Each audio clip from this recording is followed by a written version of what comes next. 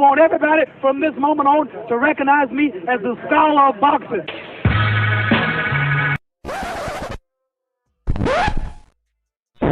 See, their morals, their code.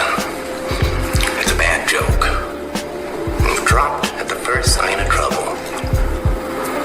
They're only as good as the world allows them to be. I'll show you. When the chips are down, these civilized people, they'll eat each other.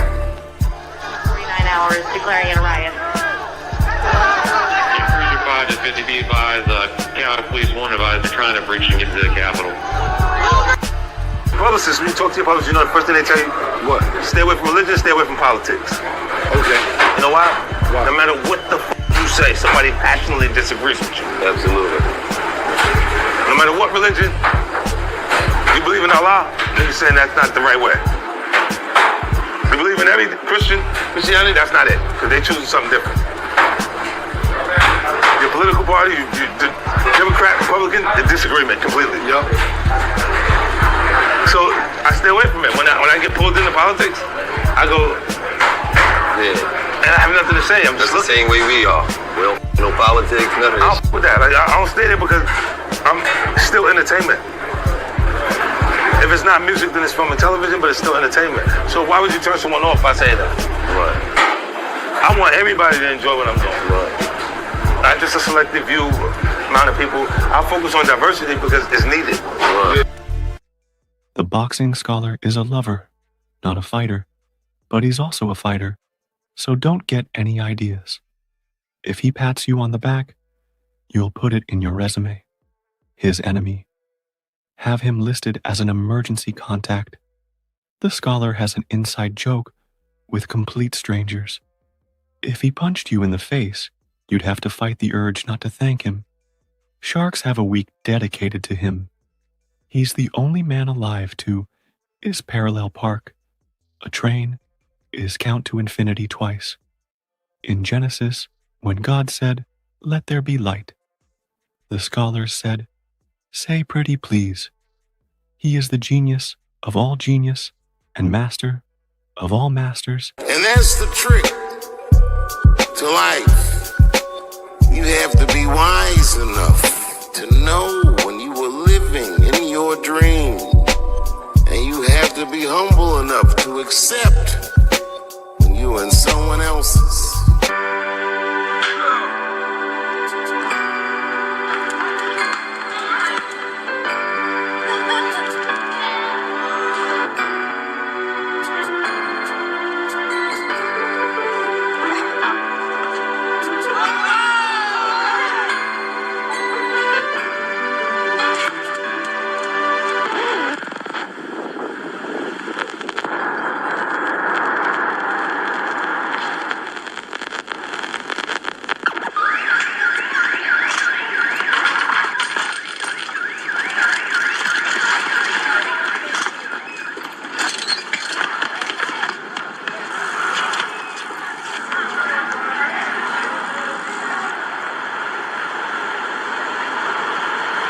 Yo, the boxing scholar's on.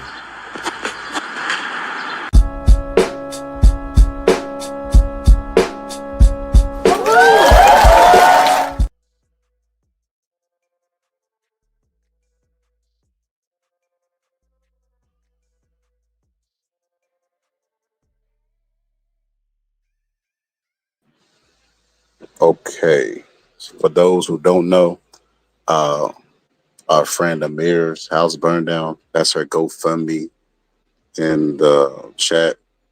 Gonna do a marathon of old videos that I've already done to share with the algorithm, to help with the algorithm, get more subs. And of course, to the people that's already here that know Amir, bars, pun intended, they can donate. You know, the people who have become family over these couple of years that we've known each other. So, like I said, I'm going to put a marathon. Here we go.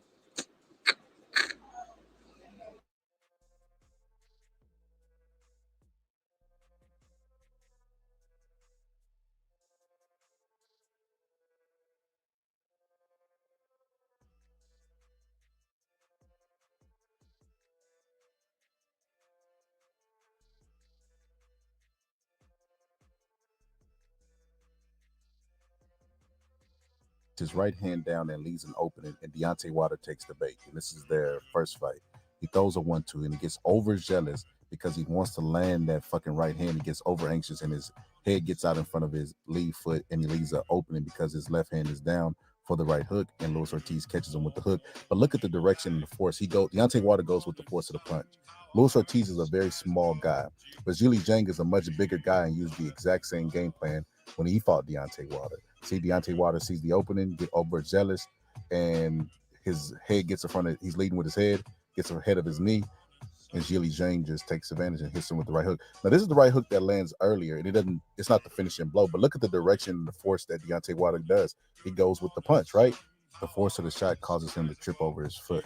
And then right here, he throws the right hand, and he extends and reaches. He doesn't keep his back foot anchored, and then he gets caught with the right hook, and it makes him go in the direction of the punch, and he complains to the referee, and then he gets caught with the follow-up shot. But the force of the shot made him have to catch his balance. You look at it right here, it grazed him, right? The punch grazed him, but because his footing wasn't good, he falls with the direction of the shot, right? And because he's a much stronger guy than Luis Ortiz, and then he just goes and shuts his lights off. He chases him down and lands the finishing shot on Deontay Wilder. But Deontay Wilder having poor footwork and not being set and balanced and lunging into the shot, and then being a smaller guy is what led to him falling and turning his back. And I don't know what he was complaining to the referee about, but that's what caused that. Not him training that way, as Showbiz told you. But anyway, it's the Boxing Scholar, and I'm out.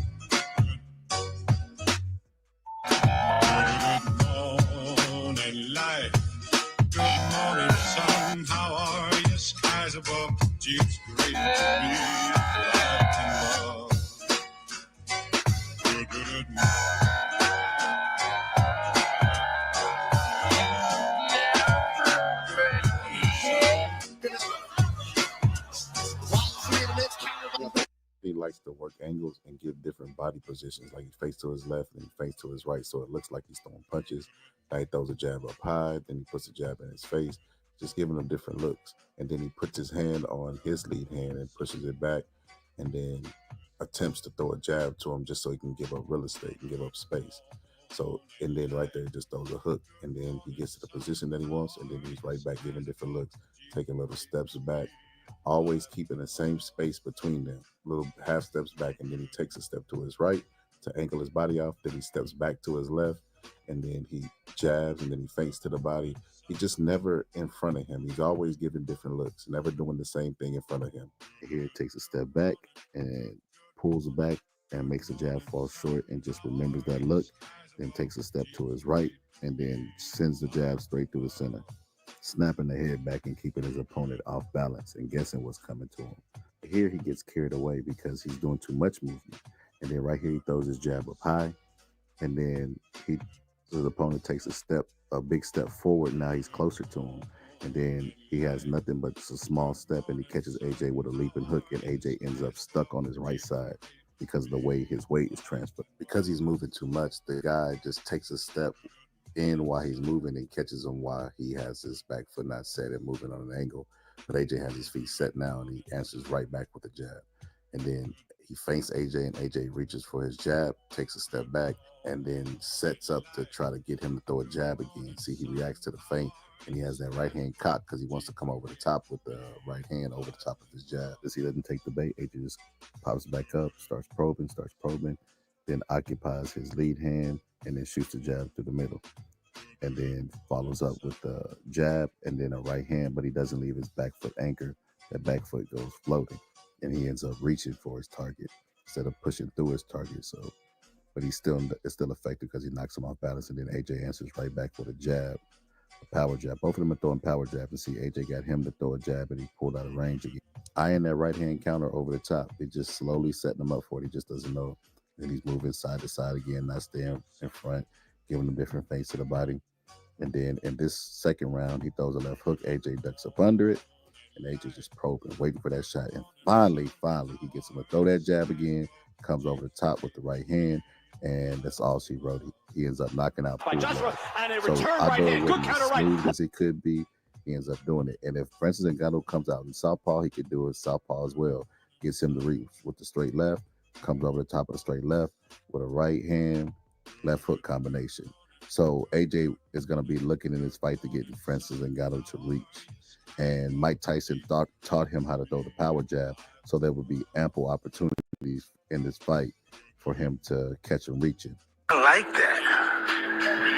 The last one, push your body into it, yeah. Let go, boom, boom, boom. Let me show you.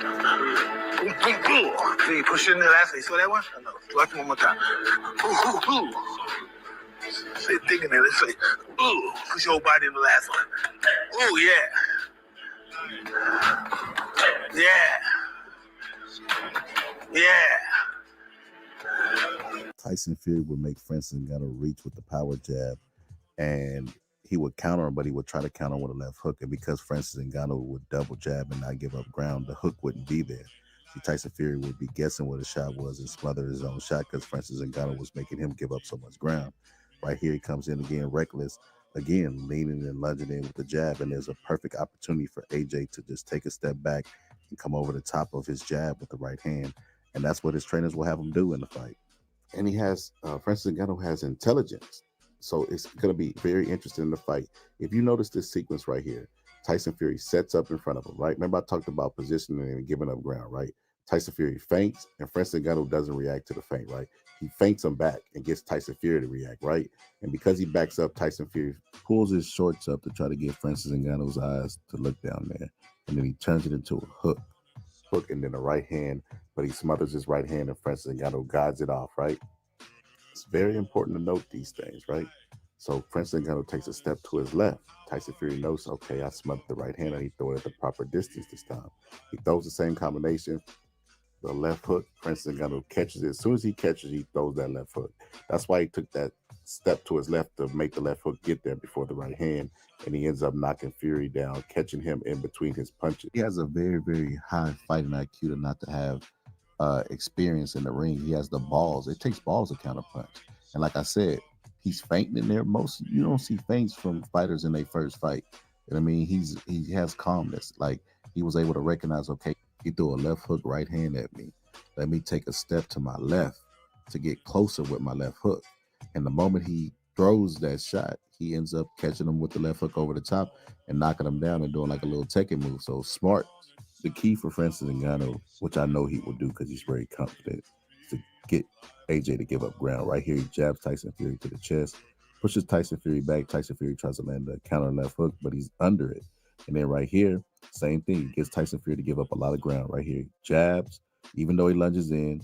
Tyson Fury is ready to counter him, but he ducks up under the counter because he gets him to give up so much ground, and he hits him with a right hand to the body. So Tyson Fury was either too far out or too close. So that's why he gave him so much respect, because his power made him respect him, on top of him not giving up ground. If you go look at his UFC fights, he rarely gave up ground in the UFC. So this is why this is going to make for an exciting style matchup between the two, because Francis Ngannou has the confidence of a guy with 30 to 40 fights and a heavyweight champion, undisputed champion of the world. He was in there fainting and everything. But I think it'll be a really exciting fight with knockdowns between both. But I think the key between these two is Anthony Joshua knows how to fight while he's tired, and Francis Ngannou doesn't. If you look at right here, Francis Ngannou shakes the lactic acid out in his muscles from holding his hands up so high, parrying the shots. And this will be a battle of the lactic acid. You know what I mean? Both of these guys have big muscular frames, but I think Anthony Joshua is just more used to fighting while he's tired, so he'll get better down the stretch, and Francis Ngannou won't, because I don't think Francis Ngannou, even right here, Francis Ngannou tired, still catch Tyson Fury trying to jab to the body with a counter left hook. Like I said, he has natural intelligence for fighting. It just MMA, boxing, whatever. He's just blessed with that. But look, you see his mouth wide open, breathing heavy from the shots. I think that will be the key. Anthony Joshua, you know, people say he has stamina issues, but you rarely see him breathing with his mouth wide open. You've seen that out of Francis Ngannou because, you know what I mean, he's a big muscular guy and he's not used to fighting so down the stretch. So I think down the stretch, Anthony Joshua has a clear advantage through just experience. If you go look at Mayweather versus McGregor, McGregor did good in the first half of the fight. Down the stretch, he started to fatigue. If you don't think that Mike Tyson had anything to do with the success of Francis Ngannou, you're crazy. Or you watch Teddy Atlas's show, or both. Not only did Mike Tyson have a lot to do with his success from a technique point of view, but he also drilled into him during the training camp what it took to be a champion based off of his experience. In this clip that's coming up, he's going to tell Francis Ngannou how to stand his ground and not give up his ground. And if he's going to make a defensive move, to put his head in good defensive positioning to where he could always counterpunch and never to take a backward steps and get right in the line of fire of the man with the taller arms. But check it out. And listen, when you do that, right, when you punch like that, never back up. Like if you punch, boom, boom, boom, then move. The last, whatever punch is, the last one you move on that side, all right? So never stay, after you finish, never back up, go forward. Don't retreat. When you punch it, move here. Never move here. Always where the punches can go this way. You know what else? When you're throwing the right hand, right? When you throw the right hand, try to push off. Woo! So you go through him. You know what? When you throw that right hand, you know, even though it hurts the way you punch it, you're punching like this. That hurts, but you gotta everything in it. It hurts too when you just go like that, but you gotta put it all in.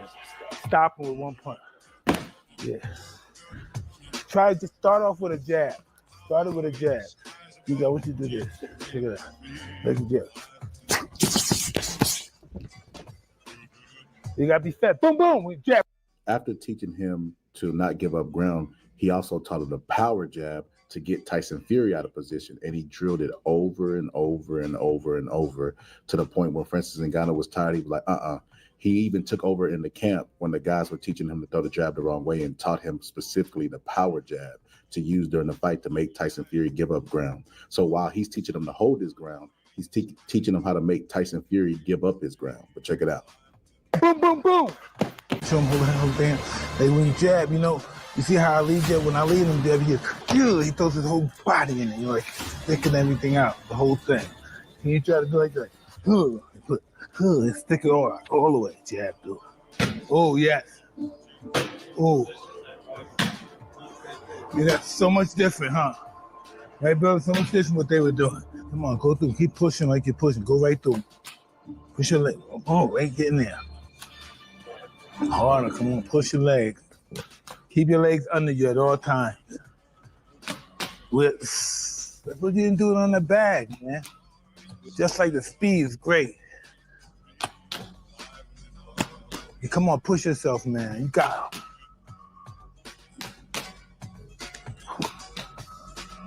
Push yourself. Three. Try 3 of them. Go hard. Be hard. Come on, push them through like you had the other one. Ooh. Come on, breathe too, man.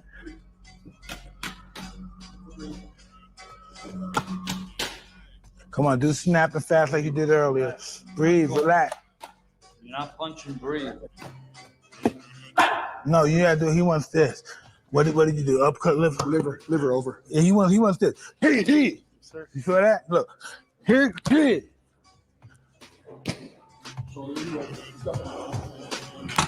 Hey, yeah. Fuck. Come on, do it again. Wow. Put your whole body, it's everything. Yeah. Put it in him. Oh. Don't pull your hand back too much, just dig it. Hey, ooh. You can't escape that.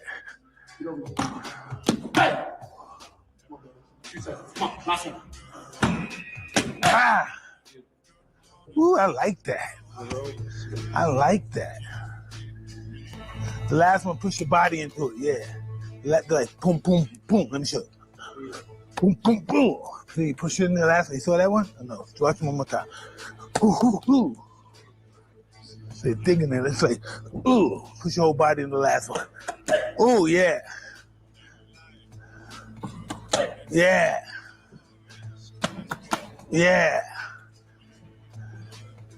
Do this one more time, right? Boom, boom, boom. One more time. Ooh. Come on.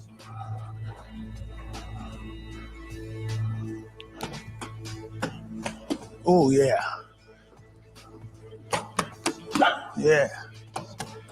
No, put them straight. The last punch is a straight pass, like a jab. Go ahead. You did last round. Put your hands up, man. Yeah, do it again. Last punch the hardest. The jab of me. Yeah. No. Take your punch like this. I want you not to go like this. I want you to go like this. You know, watch, he shoots the power jab. Tyson Fury goes to parry it, right? Then he jabs to his chest, knocks Tyson Fury out of position. Tyson Fury tries to counter with the left hook, but the left hook is not there because he's getting him to give up too much ground. His feet are not solid. See, the power jab was pushing him out of position. Look in the sequence here. Francis Ngannou goes to jab with the power jab to Tyson Fury's chest, knocks him out of position, and then throws the right hand to the body to get him even further out of position. So he's out of position already from the reacting to the jab, but then the right hand pushes him out of position even further. And then Francis Ngannou set. He's set and his feet is planted like a tree. And now he has Tyson Fury guessing what he's going to do. And he's worried about him. See, he's reacting to his feints. And Francis Ngannou just is not giving up any ground. He has his high guard up and he's catching and parrying shots and getting him to give up positioning. Right there, he feints. Tyson Fury goes to react, overreacts at that. And then Francis Ngannou's feet are set and planted firmly. And Tyson Fury giving up ground again. Right there, Tyson Fury tries to back out of range and pull back from the jab and counter with the left hook. But when he goes to counter with the left hook, Francis Ngannou comes forward like Mike Tyson instructed him and then throws the right hand. He's up under the hook because he's coming forward. He's not pulling back into Tyson Fury's long reach and hook. So he's missing that hook. He's getting up under it every time because of Mike Tyson's instructions. And right here, goes right back to the jab after missing the right hand. He's already set. Tyson Fury's not set. And then he jabs to Tyson Fury's chest. And he can't really get anything but his shoulder. And he's so strong that he's able to still push him back and make him give up ground with that shoulder. Then he goes right back to jabbing him to the chest, getting him all out of position so where he can't lean on him, lean on his weight on him, or counter with a left hook. And Tyson Fury doesn't have an answer. Right here, he takes a step back. And then when he gets his feet set, Tyson Fury's aren't set yet. Tyson Fury actually jabs to his body. And because his feet are set, he's not giving up ground. He just answers with a check left hook and make Tyson Fury give up real estate again. So because he planted firmly like a tree and followed the instructions of Mike Tyson's power jab and instructions not to pull back, it's very, very effective in this fight to where he can maximize all of his strengths. Right here, he jabs at Tyson Fury to get him to give up real estate again. Like I said, Tyson Fury tries to counter again with the left hook, and Francis Ngannou double jabs and knocks Tyson Fury off balance. So like I said, he just kept doing certain things in the fight based off the instructions and game plan and drills that Mike Tyson put in him repeatedly that made for a successful night for Francis Ngannou. He doesn't win that fight without Mike Tyson. I don't give a fuck what Dewey Cooper told him, or who. Go back and look at them actually training on Mike Tyson's site, MikeTyson.com, and you'll see Mike Tyson make. Yeah, that's perfect. I want you to do this. When you go down like this, see. At the end of the fight, he puts his hand up and touches with Francis Ngannou, not the other way around. That right there should let you know exactly how the fight should have went. But anyway, it's the Boxing Scholar. I'm out. See me? Let me win. Oof. Oof. Oof. You bend the leg. Oof. Oof. Oof.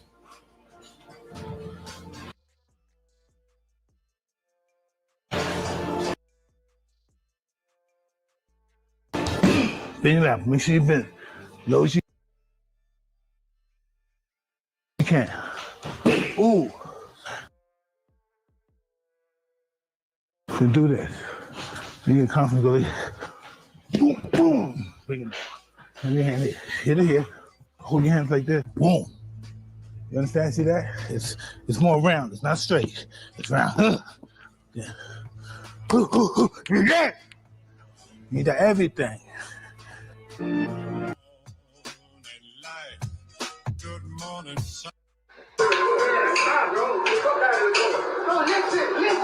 Don't lie. The only way you're gonna win is you're not listening. You're not listening. You gotta listen. We're not just listen. Watch this. I understand, but you gotta listen, bro. The rounds are supposed to be winning. You're giving out the end for no reason. Those ropes are killing you, bro.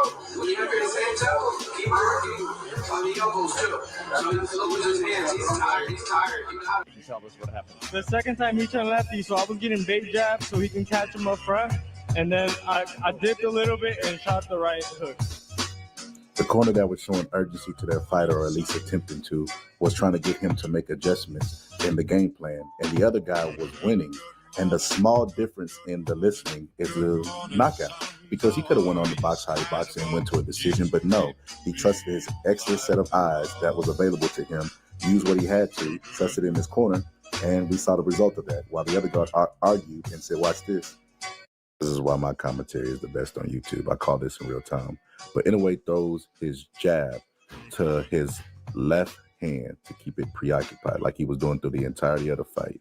And he tries to make an opening for his right hand, but his opponent gets it back in time and uses his forearm to slightly deflect and catch the punch. But it has so much force on it that it still knocks his opponent back. That's how you know Inoue has some serious power. But Inoue's not just a monster. He's a smart monster. So what he does is he makes a little adjustment on that move. Okay, you caught that on your glove and it knocked you back. I'm going to try to get a clean shot. So he takes a step forward, gazes on him, eyes locked on the target, which is his head, and he's going to try to use that same sequence, but he's going to apply it a little bit different, just a slight adjustment. He locks eyes on him, and then he waits for him to make a move, and then the moment that his opponent dips down in front of him, he just times him. See, he got his eyes locked on him. He just times him. This time he throws the same sequence, but he puts the jab in between the guard. Now he has the guard separated from his face, so he can't put it to his head and parry it with his forearm. Now he just pulls a little bit. Now he has the separation that he needs and lands the right hand on the top of the forehead, which is not even an extremely vulnerable area, and he makes his opponent quit. That's how you know this guy has some serious punching power. But Inoue is a smart monster. And like I said, I called this out real time on my live. So if you guys don't do live fight commentary with me, you're missing out. Also, I'm going to put a link to join my members in the description. Join my members if you want to see more dope-ass content like this. But anyway, it's a Boxing Scholar, and I'm out.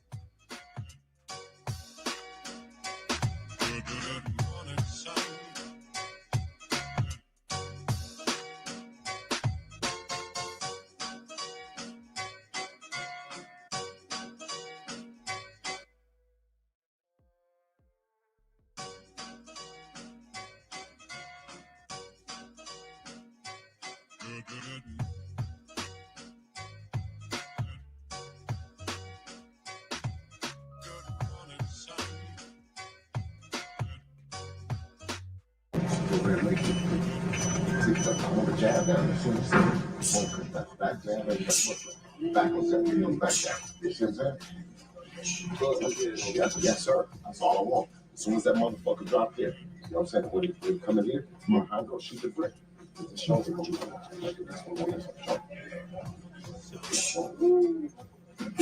Mm-hmm. Yes, sir. Oh, there you go.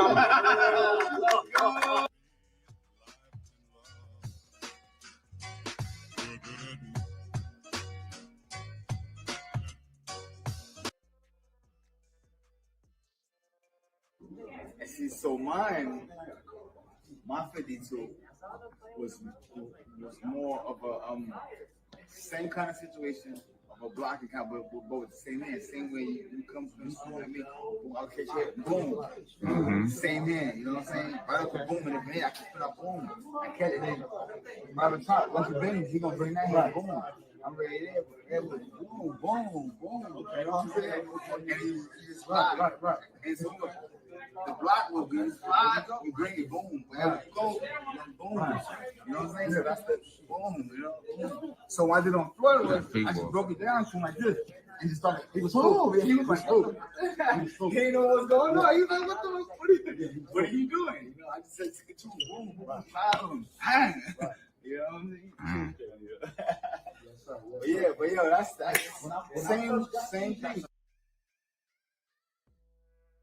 Dirty or do nothing like that. You know what I mean? It looked like at a point in that fight you went to the 52s, bro. 52, I had to. What you mean? It was you went to the 52, bro. I was like, yo, he went straight back to Brooklyn. He didn't understand it. See, you understand when you in different situations and you moving and like, you know, I know when the scorecard, I feel like I'm down. I'm trying.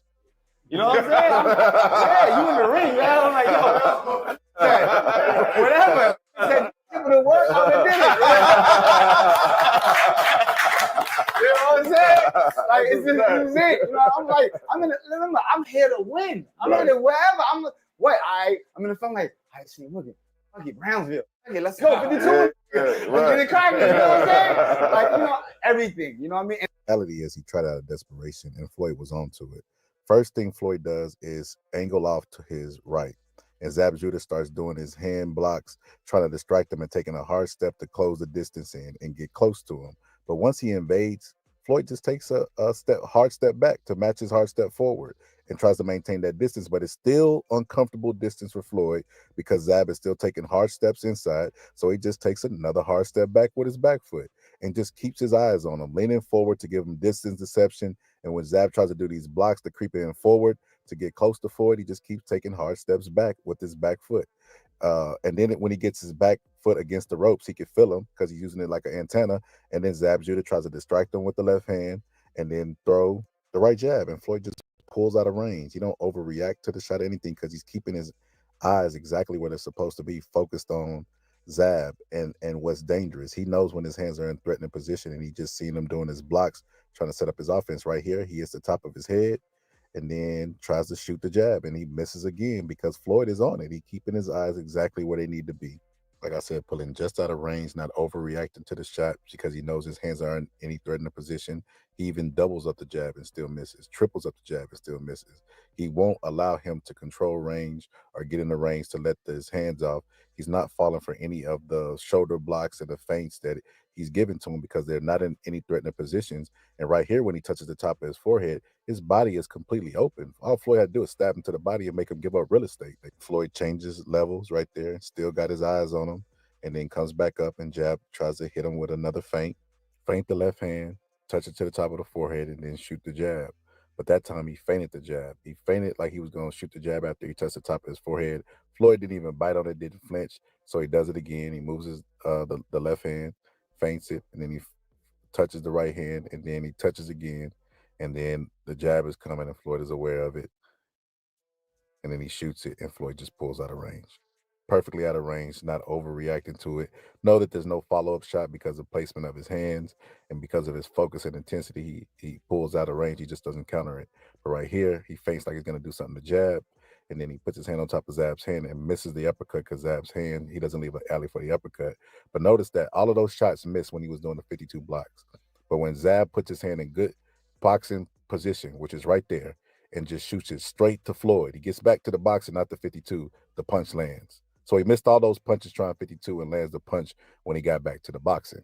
Now, I said all that to say this because people always bring up Zab and he uses 52 when he just told you he basically used it because he was desperate and he knew he was down on the fight. 52 blocks is a street fighting martial arts. It doesn't matter what your style is. You know what I mean? People fought. Customato trained a whole bunch of fighters, but Jose Torres, Floyd Patterson, Mike Tyson, and Buster Mathis were the guys who actually did good with the style. Correct? Doesn't matter what style you teach. If you can't fight, the morale behind the style is not right, the style is never going to be prosperous anyway. Unfortunately for 52 blocks, it's a culture in New York. It's a culture that has been adopted. And like all cultures, like Dame Dash said, you have culture vultures. And people have moved in and try to make money off of it. You have a guy in Tim Witherspoon who I think needs retirement what he's there for boxing, but he's moved into the 52 realm because he's been invited there by other vultures. You know what I mean? So it's just kind of sad what 52 is turning into. I'm not an expert on it, nor did I fought in 52 blocks, but I know it has no place in boxing. Boxing 52 is a street style, and street fights last maybe 2 minutes tops. Boxing is 36 minutes of competition and focus from trained professionals. 52 blocks has no place in the ring in professional sports. You ask any practitioner of 52 blocks with gray hair, and they probably would agree with me whether they've been doing 52 their entire life or not. Like I said, unfortunately, the culture of 52 is being vultured and sucked and profited right now. And when you get that, you get a whole bunch of pigs with lipsticks. But anyway, it's the Boxer Scholar, and I'm out. Floyd, who's ever got you for Floyd? I'm like, no, man, y'all don't understand. Mickey Ward. It came at a time I was only 15-0 when I fought Mickey Ward. At this time, Mickey Ward was like, he was stopping everybody. He was like the promising Irish guy that he was good. You know what I mean? And he had this liver body shot that he was stopping guys with. You know what I mean? So during the whole preparation training, our whole thing was to, keep the elbows down to prepare for that body shot. And he got it through one time. He got it through in like. He hit you in the kidney? Oh man! How bad did that hurt? I went to the corner. I sat down. That's how you feel. I was just sitting. I was looking at him. I was like, he's like, what? Stop the fight. Oh, you asked your dad to stop the fight. Stop the fight. What? Now anybody know my dad? No, my dad is an alpha male, man. What? What you mean? Fuck that! Get out there, smash him. I said, yo, you broke my ribs. He's like, fuck them ribs. Fuck them ribs, man. Go out there, get busy. Let's go. Step to him. I'm like, I can't. No, this is no joke. I think he punctured my liver. You don't understand. So if you watch to the ending, I think it was the ending of the 7th round. He hit me the shot. Boom. 7th or 8th round. I moved around the ring for the whole round. The end of the round, So you're just running away from him, basically. I didn't let him touch me. I was like, oh, no, you're not getting that. I said, if you hit me with that shit one more time again, that same place, it's over for me. You know what I mean? And I knew that. And then, so once I made it past that round, I got to the corner. I got some water. I got the crazy, it was 2 fights. People didn't understand that. It was the fight with Mickey Ward and the fight, which was the challenging, tough fight. Then I go to the corner and mentally got to fight my dad. Like in the corner, he's like, "What? Fuck that! You got to kill him, motherfucker! You gonna kill him?" I'm like, "No, I can't." Mom, where's mom? Like, he broke my ribs. He's like, "I don't give a shit about your ribs." You know what I'm saying?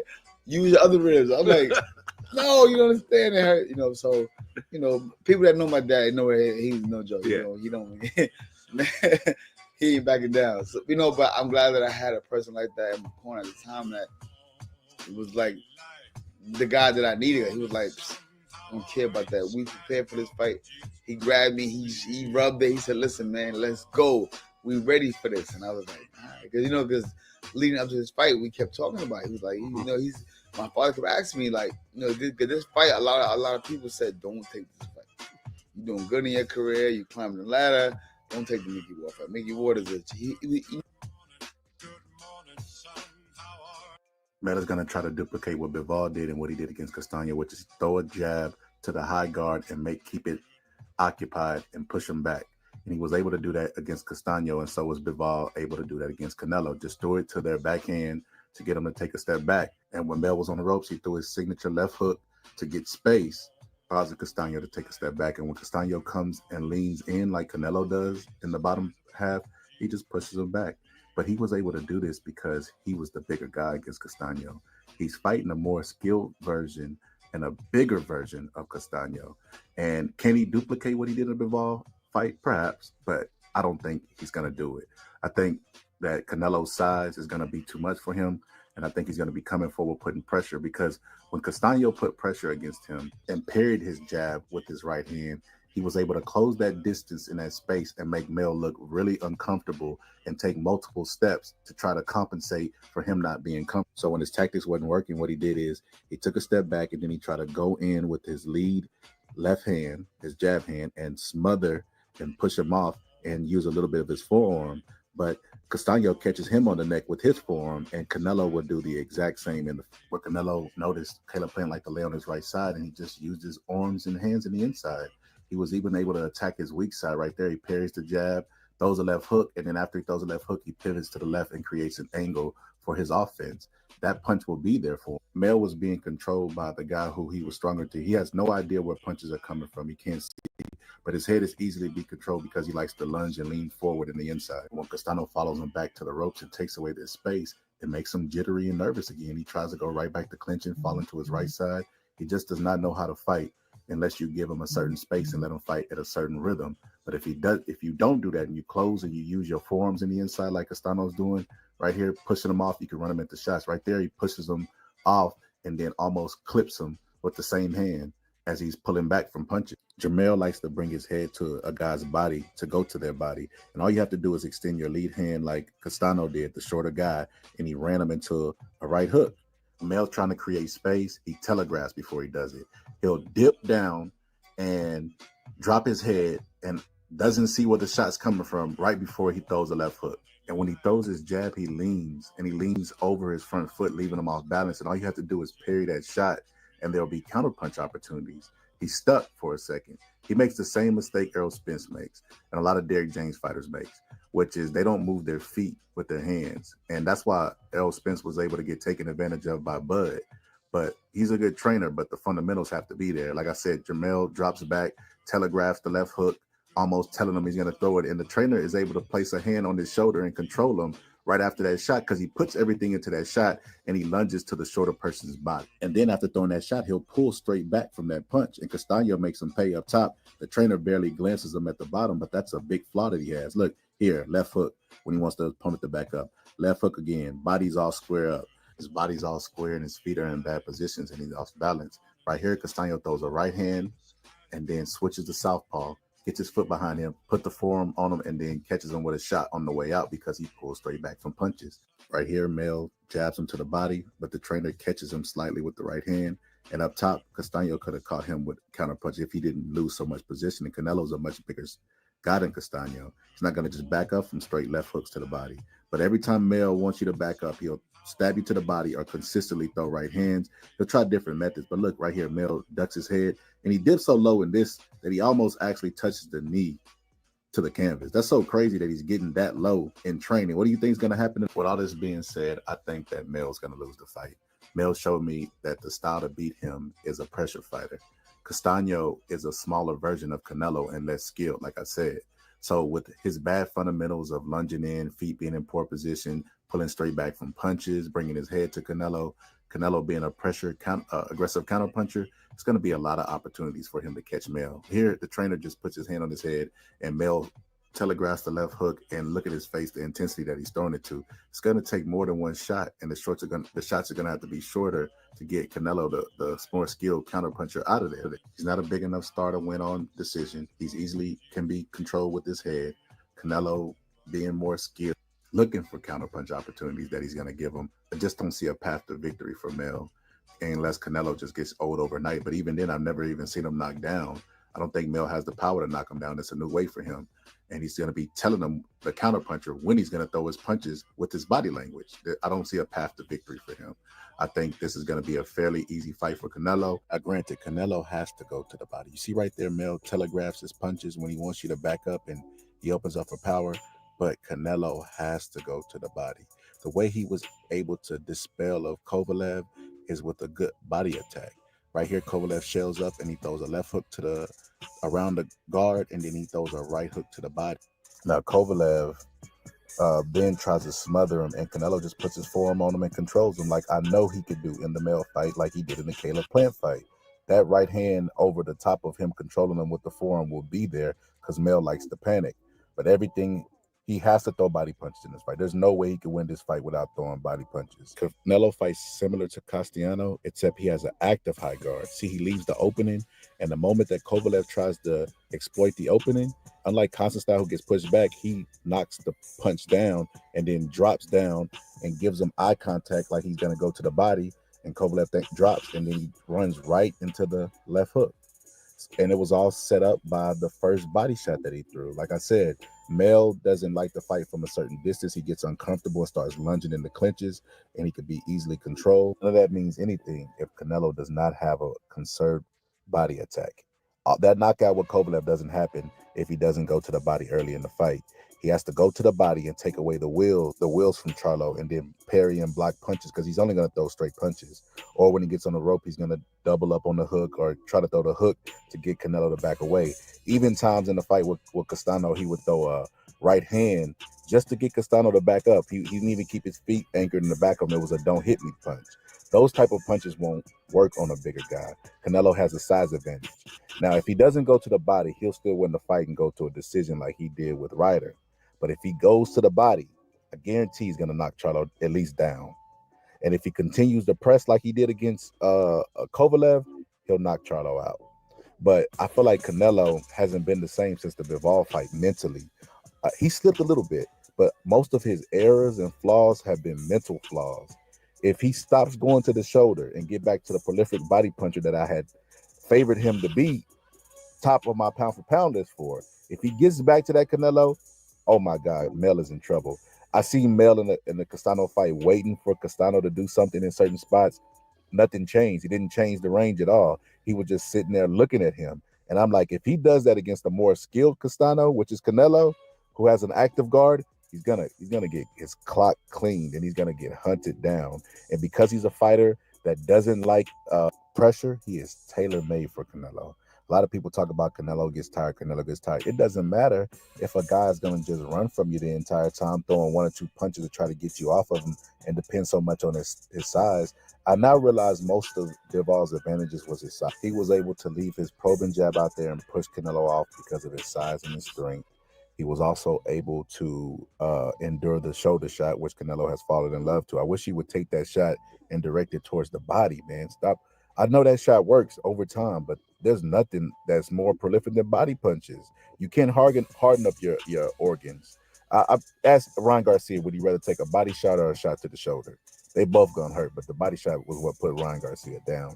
But like I was saying, Bivol's most of his advantages was his size. If Canelo and Bivol was the same size, Canelo probably wins that fight.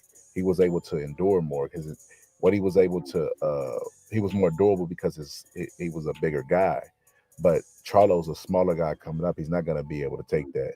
And even if he does have the balls to sit back, step back and leave his jab out there, Canelo will remind him why that's a bad idea. He's going to parry the shot, walk through it and walk forward, creating a ton of anxiety. Like I said, he's going to push off with him and the right hand is going to be there. But if he comes out and he throws body shots to mix in all those tricks and advantages that he already has, I guarantee you that he'll knock him down multiple times and possibly stop him. But like I said, it depends on what Canelo wants to do. He has to choose his path to victory. If he comes out and he throws body shots, like I said, we're probably going to see Mel get stopped.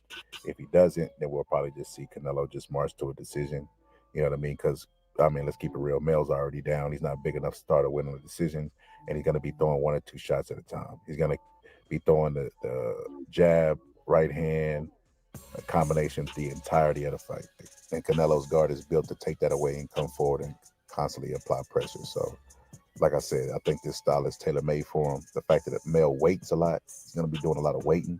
So if Canelo does fatigue, he'll have moments to take a deep breath in the fight and get back to putting a constant pressure on him, and he gets uncomfortable and jittery. It's just a bad stylistic matchup to where Mel loses either way. I don't see a path to victory for him. Like I said, if Canelo comes out and starts working on the body earlier, it's going to be a stoppage. You're going to get knocked down multiple times, perhaps 3 times throughout the duration of the fight. And he might possibly get stopped. I've never seen him tested in that area, and he's never let the fight go to that area. So no one knows how durable he really is, and that if he can make it to the final bell. But I mean, we shall see, like they always say. But I guarantee Canelo's probably gonna win this fight. If it was a bet, man, I'd probably put it on Canelo for stoppage, late stoppage like he did Kovalev, or I would just go ahead and place it on Canelo for a decision. Either way, I'm not putting money on Mel. I don't give a fuck how good the odds are. That shit would be a miracle. But anyway, it's the Boxer Scholar, and I'm out. Roy Jones teaches everybody to be like Roy Jones, and you have to have really good reflexes in order to fight with that style. And the problem with Chris Eubanks was simple. He's not Roy. He doesn't have the reflexes of Roy Jones Jr. So when he has his lead hand down and he's swaying back and forth, trying to bait the guy in, trying to get him to throw his jab and doing little shimmies like he just did, backing up to the ropes and trying to get him to commit to punches, he's not Roy Jones. It's as simple as that. So when Callum Smith jabbed him, he was able to catch him and push him up against the ropes. And all Smith did was jab him to the body and then catch him laying his head to the right and caught him with a blind punch. Notice he had his head turned during that punch, so he did not see the punch. But the basic game plan they used from the first fight, Womack and them, which was throw the left hook and run him into the uppercut. See how he changes levels and then gets maximum leverage on the shot. And most importantly, Smith is blocking his vision with his gloves. So he's able to drive that home run uppercut and snap his head back.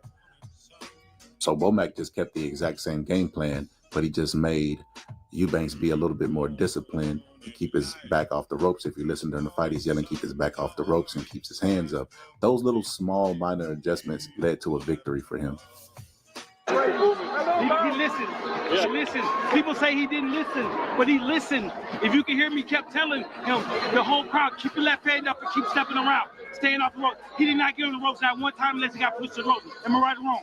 So just building off the game plan from the first fight that Roy Jones came up with offensively and fixing his defensive flaws was why he's victorious.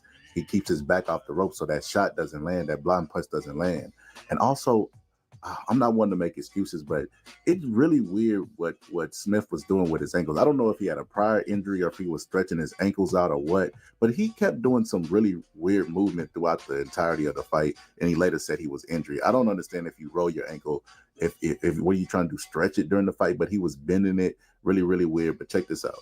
The referee separates him.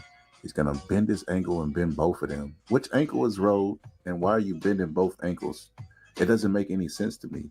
If you roll your ankle and you can't put pressure on it to throw the shots that you need to throw, then why are you bending your ankle? Like I said, weirdest sequence I've seen in a long time. This has been a weird week from the nut punching fight that everybody got DQ'd or timeouts and all that stuff, and now this weird stuff. But I'm going to let Callum Smith take you home with his reason for why he was doing that. Anyway, it's the Boxer Scholar, and I'm out. And you rolled your ankle later in the fight? Yeah, I rolled it for around 2 or 3, I think, yeah. But I say it was even the ankle part, we were done that before the fight. It was more just like being flat. That killed me. When did the injury start? Was it a recurring injury? The whip plate. The injury you were talking about, was it just the back injury from the floor? Or? Yeah, no, back, I mean from the week from the back injury last time, so when I go with the back injury, you know, I cut 42 pounds, and I just played something sore on my body this last week. Were you surprised that Chris Eubank had to get touched at this fight any different than the first fight? No, it was just like I said before. That model like frustrated me because it was like Chris was great, and I was like, Chris was exactly the start of that fight, exactly how we started the last fight, but then got more confident because he was not being confident and not being, you know, the counts I was trying to throw were miles away, too slow, going up the top of his head. So he got more confident, you know what I mean? And obviously, you can keep throwing, not coming back, you can throw. So.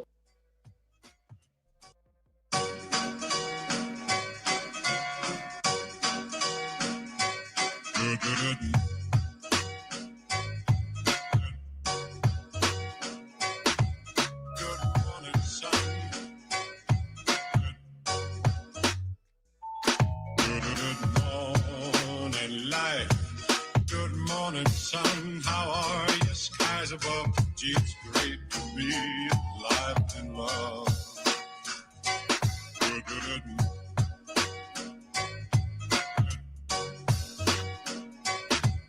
Good morning, son.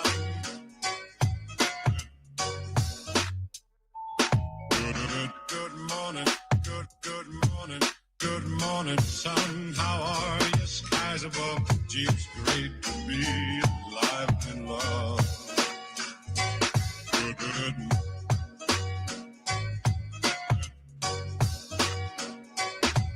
Good morning, sun.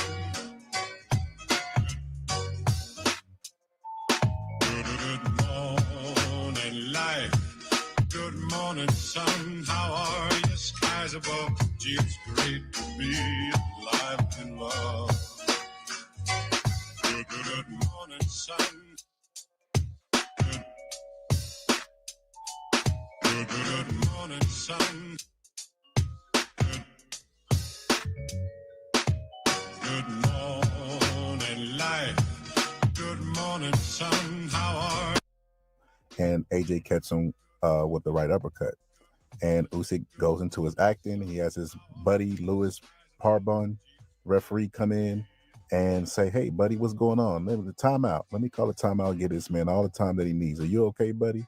Another timeout. Go up, talk to Usyk. Let Usyk throw a cross up, pray to God, etc., etc. Then he's still talking to him. Take all the time you need, is what he says. And then he tells him, "Just relax. Just take your time, buddy." And Usyk takes his time. Usyk is a notorious flopper. And in the fight with Daniel Dubois, he throws a right hook, and Daniel Dubois lands a right uppercut in the same exact spot, same exact punch that AJ threw. What does he do? The referee says, no knockdown, it was a push down. And even though he says it's a push down, he calls timeout right after the push down and lets Usyk take all the time he needs again. So to these people out here crying about Daniel Dubois, if Daniel Dubois deserves to be champion, then so does AJ, because he did the exact same thing in the Anthony Joshua fight. The only difference is AJ didn't quit. It is not a notorious quitter, flopper. Y'all watch basketball? You ever seen those basketball players flop? That's what Usyk does, and that's what Daniel Dubois does. They're both floppers. Usyk's gonna flop if he gets a body shot, and Daniel Dubois is gonna flop if you hit him anywhere above the waist. The only difference is Usyk does not a quitter, and Daniel Dubois is a notorious quitter. And do y'all really want that guy being the champion of the world? The people who think that he had some wrongdoing, do you really want that guy to represent the heavyweight championship of the entire world? My answer is absolutely fucking not. I think he did exactly what he was expected to do, which was quit, and he does not deserve the belts. And to the people that are complaining that he had some wrongdoing done to him, I mean, it was the exact same ref, the exact same scenario from the Anthony Joshua fight. So, hey, Anthony Joshua needed to sign a petition for the exact same thing that happened to him, because he's more deserving. At least he was unified at one time, and he's not a notorious quitter like Daniel Dubois. But Daniel Dubois and his people need to let this go. They're more concerned about this than him actually quitting. But anyway, it's the Boxing Scholar, and I'm out. That he would lunge in and AJ would just duck up under it and come underneath with the uppercut to the body, and it was very effective. His best rounds were in 6 and 8, and that's when he implemented the body attack. AJ and his team has to understand that Usyk does not fight in the inside, and at some point it will end up in the inside. Like here, and AJ catches him with an uppercut to the body, and so does Derek Chisora, and he complains to the ref in both occasions because he's uncomfortable. He does not like that. He does not like the fight in the inside. That's not a comfortable range for him. Look right here. Usyk looks to the referee and tells the referee to tell AJ something because he's not comfortable. But like I said, he does not fight in the inside. Like him and Derek Chisora in the clinch. Derek Chisora throws the right hook to the body and catches him underneath. And what does he do? He bends over, folds in pain, and then looks to the referee and tells the referee it was a low blow, even though it wasn't. He's not comfortable fighting in the inside. And as AJ understands that at some point of the fight that it's going to end up in the inside, control the outside, and when you get in the inside, control that, he could beat Usyk by points if he understands those things. Look at Usyk. This is the second round of the Chisora fight. Look at him take that deep breath. He does not like body shots. And if AJ comes in and Pop, me. Pop, right hand, okay? Skip on me and drop your right hand, okay? Boy, you ain't paying attention, man. The camera on us. Is the thing you say, pop. You say, pop, pop. See? You put it, pop, pop. When you measure, you got your eyes closed, you pull the hand off, bang, you take the picture. Good morning, sun. How are you? Skies above. Gee, it's great to be alive in love. Good.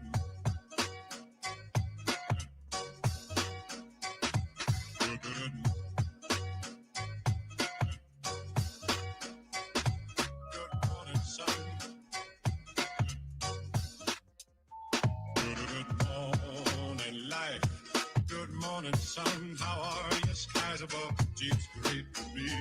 Errol Spence likes to come forward and bring an power jab and lunge into his target and bring his head first, and he telegraphs his jab, and he doesn't get full extension on his jab, and his trainer pushes his hands back, so he's accustomed to that type of motion, and Crawford was able to duplicate that in the fight, pushing that hand back and deflecting it. And also, whenever Crawford would throw his punches, Errol Spence would pull straight back and be right in the line of fire and not move his head and try to come back with a jab. He would literally try to pull out of range and come back with a jab, and he telegraphs his jab. He lets you know when it's coming. His elbows are up, flaring, and he lets you know when it's coming. It's a good indicator. So Bud and his people worked on it in camp. There's nothing, no coincidences in boxing. They knew that would happen, and what they would do is when he lifted his elbow and telegraphed, they would just deflect it at the point of the elbow and counter. Once that punch is taken out of play, which is his best punch, you have counter punch opportunities because he uses a power jab, and Bud has too much focus, as you see here, with his eyes, being a counter puncher, to give a tail like that. Giving a tail to a counterpuncher is a counterpuncher's dream. They also drilled to catch the jab and then return the jab with the power jab and push all the way through Errol Spence's gaps that he leaves. Right here, he throws a jab, Bud parries the jab, and then he shoots his jab straight through the center and pushes Errol Spence back. And Errol Spence goes to the body, and what does he do? Catch him at the point of his elbow and deflect the shot. Bud timed the jab with ease because he telegraphed it. That's the wrong thing to do against Bud. Right here, he telegraphs the shot. Bud knows exactly the time that he's going to shoot it, and he just catches the jab right here at the same time shooting it. He would anticipate based off him telegraphing where the punch was going to be and just put his glove there at times. Right here, he telegraphs, and then Bud just puts his hand right there in front of his chin, anticipating the punch, and he catches Spence in his chest and knocks him off balance. Right there, he just catches him with a lead jab. He doesn't even wait for him to telegraph. Here, he telegraphs again, but catches the shot and then parries it. But it's a double jab, so he just puts his hand where the punch is going to be and then anticipate where his elbow is going to be, catches it at the point of the elbow, and deflects the shot. And Errol Spence throws another jab, and Bud just slightly turns his glove over right there and deflects it at the end. I want you to notice something here, because Spence did use feints. Right here, he puts his glove up, and then he jabs, right? And then he goes like he's going to go downstairs and gets Bud to react with the feints. And then he sticks his jab hand out and act like he's going to do something with the jab, and then lands the looping left. The feints were effective, but he didn't use enough of them. Right here, Spence lunges in, and then Bud takes the straight left and parries, and with that same hand, hits Spence in the back of the neck slightly, and then he catches him on the shoulder. This was a... Notice here, Spence shows the jab, and then he drops down, and Bud anticipates the jab, so he turns his left hand over to parry. He does it too early, and then Spence shoots the jab and gets that one through because he used the feint. Bud just takes his left hand and puts it on the elbow and deflects it and pushes it, but then he shells up in a high guard and bends down to get Spence to commit more on his punches, so that the 2-1 that missed a while ago now lands more flush because he got him to commit more. There were a lot of adjustments made in this fight if you have an educated eye and know what you're looking at. You would never know looking at the results, but Spence hurt Bud in this sequence right here. He catches him with a left, and Bud's legs look shaky, and he gets on his bicycle, and he gets the fuck out of Dodge because he was hurt by that shot. He made it look so dominant and made it look easy to people that they believed it was really easy, but he was hurt several times throughout this fight, believe me. But right here, Bud jabs him, and then Spence doesn't have anywhere to go because his weight, and then Bud just hits him with an accurate left hook to the temple, and he just kept him off balance. He kept him off balance with the jab that he telegraphs with his elbow being up. But right here, he feints, and he does another tail. He puts his right arm up right before he shoots it, and I'm sure Bud noticed that on film and just kept the jab on him. He kept him off balance all night with the jab and short, accurate shots to the temple to vulnerable areas. That's why it looked like Spence was on ice skates all night. And when Spence tried to make it an inside fight, he had an answer for that too. He would just step back and steer him or hit him with hooks that, as long as they were accurate and strong, even if they didn't land, they would knock Spence all off balance because his balance was horrible because his legs were so far apart. Like I said, he was off balance to begin with, had a bad base, and Bud just kept it like that. And when Errol Spence tried to get physical on the inside and bro into him with that forearm, all Bud does is take a step back, grabs him by the top of his shoulders, and he's going to take his right hand, push up on Spence's forearm, and twist his hips and bend his arm and takes it out of play. Tries to hit with the free hand, and Bud just rolls the punch and then parries it with his left hand. like I said, subtle things. And then Errol Spence responds with the low blow, hits him low. In this sequence right here, he catches him with the Bud with the low blow, and Bud catches him simultaneously with the hook. And then Errol Spence burrows into him again with his forearm, trying to be physical in the inside. And Bud just does the exact same thing. He lifts up with his right arm, trapping Errol Spence's right arm, and then he raises up to the shoulder blade and then lands a left hook. And Spence is still leaning forward, so he leans right into that punch and then knocks him off balance. Notice something here. Errol Spence lunges in, and Bud starts the punch before he even gets there because he knows where his head is going to be. He anticipated where Spence's head is going to be, and Spence lunging in, bringing his height down, went right into that punch. And then right there, he just catches him off balance with a double right hook, and he just kept him off balance the entire fight and took advantage of Spence's poor fundamentals of the having a bad base, and then he just kept him off balance with the jab on top of that. So this fight looked like Errol Spence was on ice skates the entire fight, and it looked like he was on ice skates because Spence kept him off balance from the ground up. So he was keeping him off balance from the ground by making him lunge in by taking steps back and steps to the side, and then up top with the jab, just keeping him off balance, timing him with him telegraphing his shots with the elbow, and he just beat him coming and beat him going. So even a correct decision is wrong when it's too late. Errol Spence waited too late in his career to make this fight happen. He allowed Bud to grow into the weight, and he grew out of the weight, which was a mistake. And I think that, you know, even Bud taking a David Avenesian fight because he didn't want to sit around and rust, he just did so many things right in this fight. He manifested it from the ring walk to the shirt that he wore after the fight that said even big fish get caught. He visualized this fight and he made it happen. And I think Spence made the mistake of making the right decision, but he waited too long to make it. Around here with Errol Spence, 3 or 4 years ago, you would have been the betting favorite. Do you feel like this is a more difficult fight now for you than it would have been then? Definitely. It's definitely way more difficult. A lot of stuff didn't occur during that time, so I can see why I'm probably not the betting favorite. But it's gonna be definitely a difficult fight. That's why I'm gonna have to be focused and I'm gonna have to be on point, throughout the whole fight.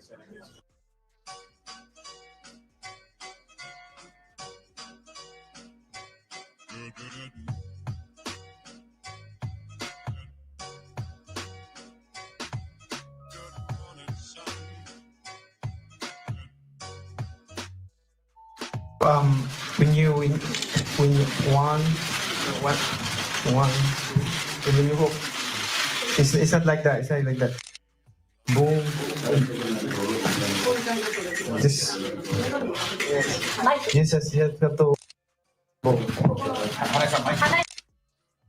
その肘のところをですね、ちょっと上に上げるように、1、2、3のところで、その肘をですね、こう上に上げるような形でかけてください。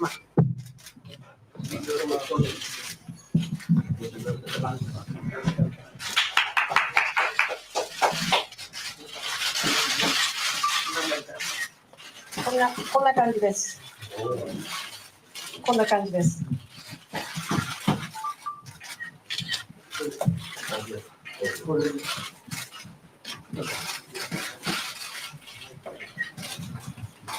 It's not like this, because once your opponent go like that, you cannot hit anymore because you hook like this. But if you see, even he go down, then なんか下に下がってもですね、やはり今こう上からやった方のが多分当たりづらい、やられづらいというか。So that's your opponent.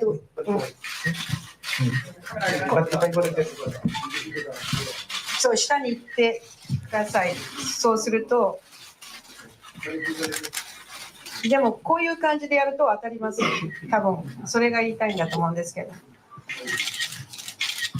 これだと相手に当たると。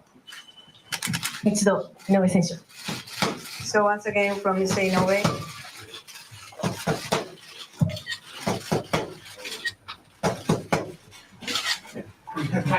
ありがとうございました。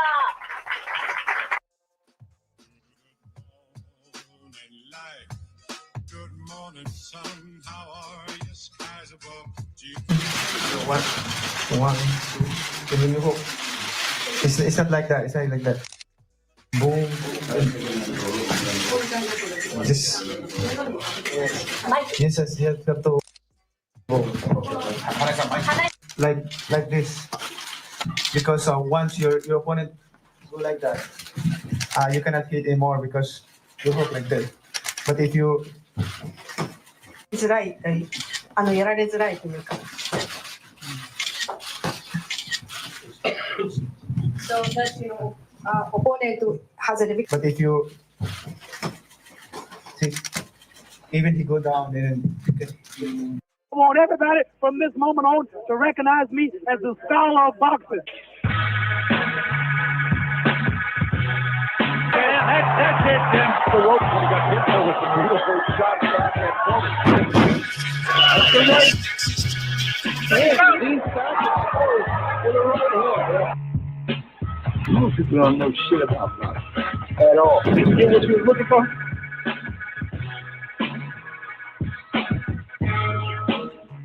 Never. Like I said, we train so hard in training camp that it may look easy in the ring, but these fights is never easy. Something that works in one fight not necessarily works in the next. Here, as you can see, Errol Spence getting really physical with Derrick James on the mid, and he was able to implement that in the Ugas fight.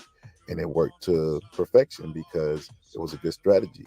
But Ugas was fighting from an orthodox stance. Look here, Errol Spence grabs him with his left hand, moves his head over to where he needs it to with his physicality, and then bumps him off with the shoulders, and then lands an uppercut. Just beautiful sequence.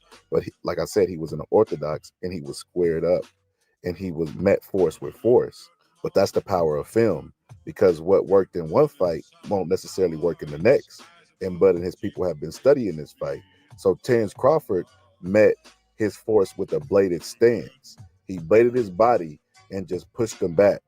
He didn't give him a squared up stance, and he was fighting from a southpaw position. So when Errol tried to lean on him, he just leaned back and created space and caught him to the body.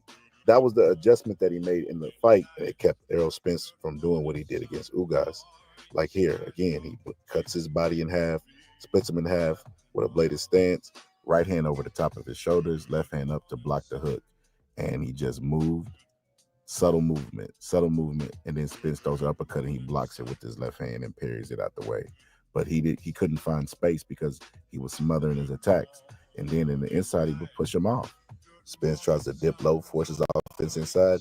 He just takes a step back and catches Spence with a left uppercut to the body. And then Spence tries to counter that, and he just drops his elbow and blocks that body shot.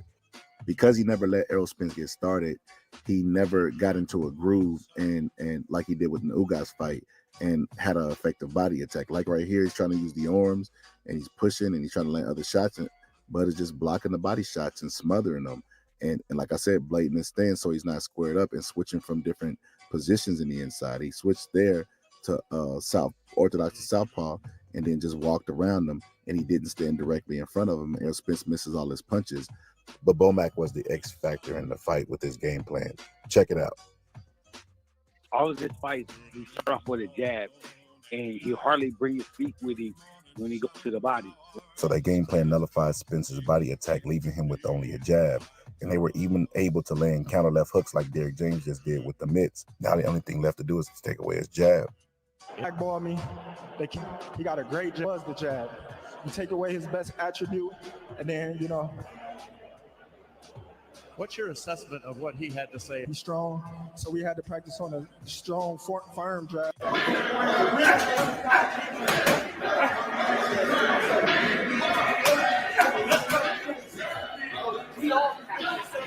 Your strength becomes a weakness when someone takes it away from you, and they had a superior game plan. I had a dream that Bud knocked out Spence 5 months ago, and I told 2 of my closest friends, but the superior game plan was definitely Bomac. Bomac had him very prepared for this fight by taking away his strongest weapons, but it was all centered around Spence's wide base, basic fundamentals. Check this out. Fuckers not fast as you. Any chance you get to try to counter over top, make it happen. He countered over top with the left hand, and he came back with his jab, a 2-1. That's when he dropped him. Round up with a right hook to the ear, knock his equilibrium off with a hook, you know, a double hook, and, you know, to the ear. And clearly, but this is where he fucked up at. His legs is too far apart. So what he does is he brings his thighs down. He brings his height down. When you bring your height down, you start reaching as a fighter because your legs are too fucking far apart. You know what I'm saying? And then once you start stepping. If your feet is not fast as your hands, you always come up short. But his feet was slow, his movement was slow, and his hands were slow. So that just made work perfect, right? So he got a good jab, he got a good double jab. But on his double jab, the fighter that he's fighting got to be somewhere placed to be at a certain place in the ring. You can't be still. Don't be still. You can't be still in the middle of the ring, and then once you get closer to the ropes, you got to move side to side or take a half a step back. Real simple. With that being said, the all-time great list is ticking, and I think Errol Spence will answer the call. I don't think this is the end of Errol Spence. Errol Spence can do what's been done throughout history. Lennox Lewis, all of his losses were by knockout. He went back and avenged every single loss that he had in spectacular fashion, mind you. Like I said, I don't think it's the end of Errol Spence. I think he just had fundamental flaws that was taken advantage of by the better game plan in Bo Mack. But it's hard to convince me that a guy that came back from this should retire based off performance against people's pound-for-pound #1 fighter. It doesn't even make any sense. Ray Robinson, all those guys got losses. They all bounced back from their losses. They even tried to avenge it. When Roy Jones got knocked out by Tarver, he had a trilogy. It doesn't make any sense. I don't know what's going on with boxing fans, but Errol Spence can definitely bounce back. He just has to make tactical adjustments. And to Errol Spence, Texas, we still rocking with you, man. That one loss doesn't mean anything. It doesn't take away from what you accomplished with Ugas, who was coming off an impressive win against Manny Pacquiao. Like, we still fuck with you, Errol Spence. But anyway, it's the Boxing Scholar, and I'm out. Fulton stretched his feet wide, and he brought his height all the way down to Inoue's level, to where Inoue was actually taller than Fulton.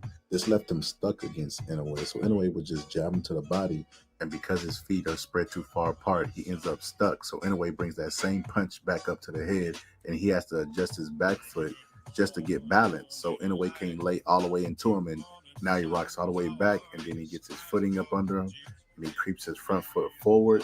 Tries to move his jab closer to Inoue, and then once his jab is close to him, he jabs at him just to knock him out of position because he didn't want to get countered in this fight. He knows Inoue is a good counterpuncher. Here, he jabs one and then double jabs Inoue to knock him out of position because Inoue was getting ready to throw that counter left hook, but now he knocks him out of position. That was a great game plan by Fulton. Inoue's aware that he's stuck, so he jabs him to his midsection, and then he bringing a punch over the top, but Fulton throws a right hand, and he rolls it at the very last second and then throws a left hook simultaneously. Very, very unbelievable coordination, always making the punches miss by a half inch. Right here, he shows him the right hand, takes a step back, and stabs him to the body, and Fulton goes to block the right hand because he thinks it's coming over the top. And Fulton shows Inoue the jab and feints it, and then he takes a step back to counter, and Fulton doesn't do anything, so Fulton takes his jab hand and feints it again. He's trying to buy time and get a break. See, he really sells it right there. He steps to Inoue. Inoue takes a step back and tries to counter again. Takes another step back, looks down and tries to counter again. And Fulton's feinting with the jab. And this time he's going to give him a really, really deep fake because he's trying to rest. He's trying to buy time. See right there, he steps in, and Inoue doesn't buy it because he did it too many times. So Inoue squats down and just jabs him in the face and pushes him back. Fulton did a good job at not committing on his jab so much to give him counterpunch opportunities, to where Inoue just had to make it happen on the front end. So he would just take a step back, get Fulton to try to commit, and he remembered that he didn't move after he jabbed to the body. So this time he jabs to the body and then brings the right hand over the top, and he's a sitting duck for that shot. So he set that shot up with all those jabs to the body before. He knew that his legs were spread too far apart, and he was a sitting duck, and the rest was history. He set him up with a jab to the body and then a right hand over the top. And we already know once Fulton was hurt, he was one of the best finishers in the game. The writing was on the wall. Referee could have called the fight out then, but when it looks like Fulton's dead and laying through the ropes, and the referee didn't call it off, and he let him get up, and he went right back into the blender. And Inoue just, like I said, one of the best fighters in the game with the short shots, and he just started pushing Fulton off. Fulton couldn't even use his physicality because his legs were so far apart, he was bringing his height down.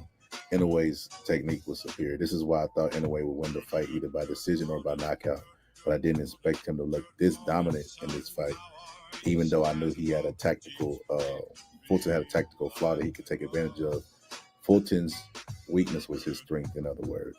And Fulton's talking about a rematch. I mean, I admire his heart, but I don't want to see him get thrown back into the blender. He has to fix fundamentals. His fundamentals is why he lost his fight, not so much skill. And I think he needs to leave Inoue alone. But anyway, it's the Boxer Scholar, and I'm out.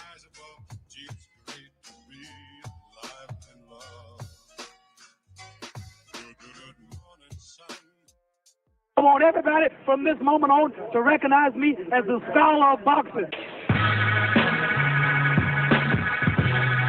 Yeah, that's it, Jim. The rope got hit over some beautiful shots back at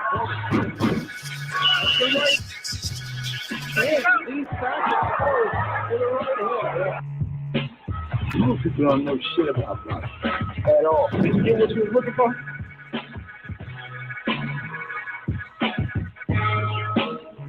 I was just like too calm, too relaxed. Yeah. Oh, yeah, right there. I should have. Yeah. I went like this. And he, all good.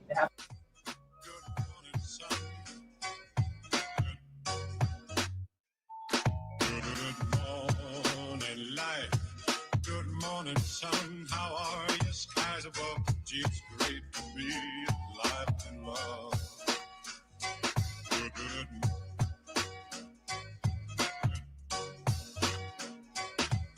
Good morning, sun. Good morning. Good morning, sun. How are you? Skies above. Gee, it's great to be alive and love.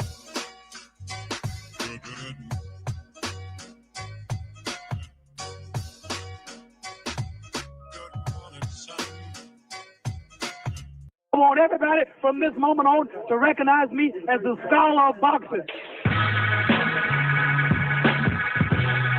Yeah, that's it, Jim. The rope got hit over some beautiful shots back at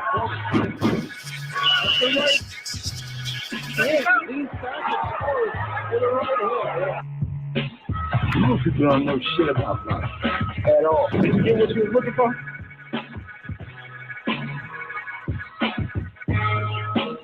I told him to keep his hands up and go behind that double jab because Benvidez will catch the first jab, but he won't catch the second jab. After you throw the second jab, he'll try to cover up. You can get closer to him. So after you get closer to him, you start going to the body, come back up to the head. Say anything about the power. Shooting shots, running into a shot. Boom, boom. So he shot, boom, boom, and Crawford threw shots. I mean, so it was like we shot. Practice on shots specifically with him. So what he would do, run to that point. Then with this method, run to that shot. So it was like those shots were specific. To practice on that point. Then with this method, run to that shot. So it was like those shots were specific. To practice on shooting shots, running into a shot. Boom, boom. So he shot, boom, boom, and Crawford threw shots. I mean, so it was like we shot. Practice on shots specifically with him. So what he would do, run to that point. Then with this method, run to that shot. So it was like those shots were specific. To practice on shooting shots, running into a shot. Boom, boom. So he shot, boom, boom, and Crawford threw shots. I mean, so it was like we shot. Practice on shots specifically with him. So what he would do, run to that point. Then with this method, run to that shot. So it was like those shots were specific. To practice on shooting shots, running into a shot. Boom, boom. So he shot, boom, boom, and Crawford threw shots. I mean, so it was like we shot. Practice on shots specifically with him. So what he would do, run to that point. Then with this method, run to that shot. So it was like those shots were specific.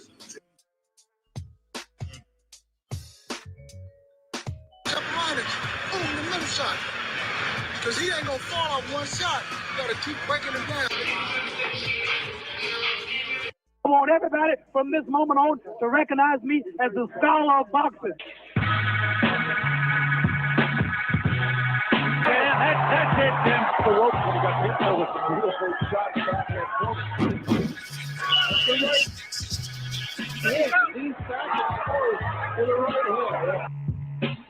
Most people don't know shit about boxing at all. Did you get what you was looking for?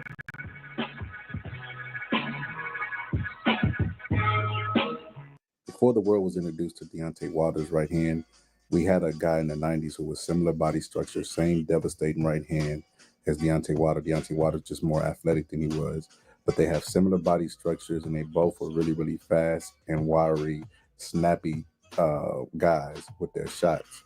So Deontay Wilder, to me, is a 2.0 version of Henry Akinwande, which was a 90s heavyweight fighter who had a late start to boxing, but he didn't have as much confidence as Deontay Wilder, but he still had a devastating right hand. As you see in these two knockouts, his knockout of Jeremy Williams was equivalent to Dominique Brazil's knockout, and he didn't even catch him flush. Like, he didn't even catch him full power and still knocked him out in devastating fashion. And Jeremy Williams allegedly had knocked Lennox Lewis down in sparring, so this is not a bum. Lennox Lewis worked with Jeremy Williams for the Holyfield fight. Now, granted, because of this type of style, being a tall, wiry puncher, I think if he ever fought Lennox Lewis, he would give him trouble for the very reasons that Henry did.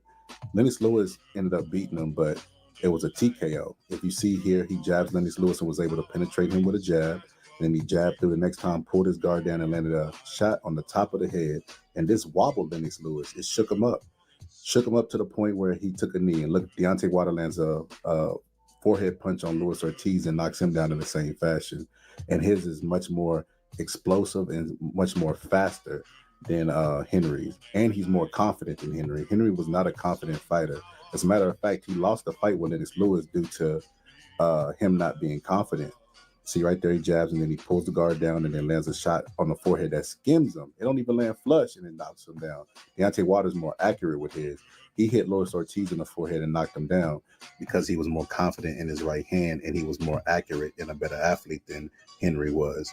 But because of this reason, I think Deontay Wilder would knock out Lennox Lewis. I think he would penetrate him the same way, pull his guard down, and land the big bomb because Lennox Lewis would march to him.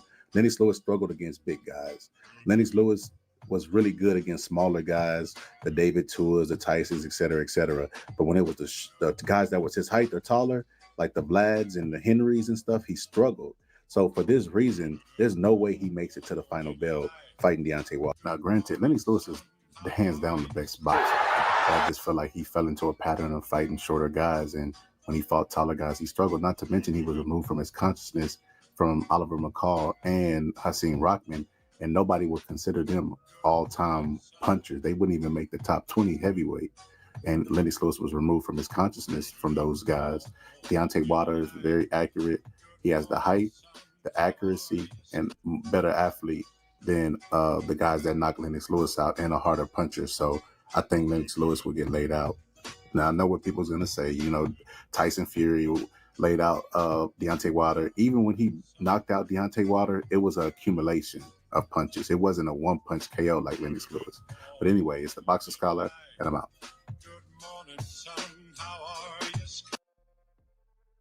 I want everybody from this moment on to recognize me as the scholar of boxing. Yeah, that's it, Jim. The rope got hit over some beautiful shots back at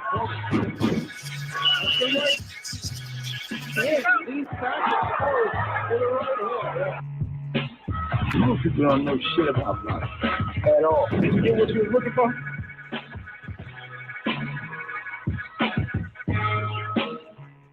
In the sequence here, you see Manny Pacquiao catch Floyd Mayweather jab and shoot the left hand. It looks like just a regular average move, right? Floyd shoots the jab, Manny Pacquiao comes with the straight left. Manny Pacquiao, this is a signature move of his. Right here, Floyd Mayweather shoots his jab from a neutral foot position. Manny Pacquiao catches his punch and deflects it while Floyd Mayweather's foot is still in the air. And when he deflects him, he sends his momentum to Manny Pacquiao's left.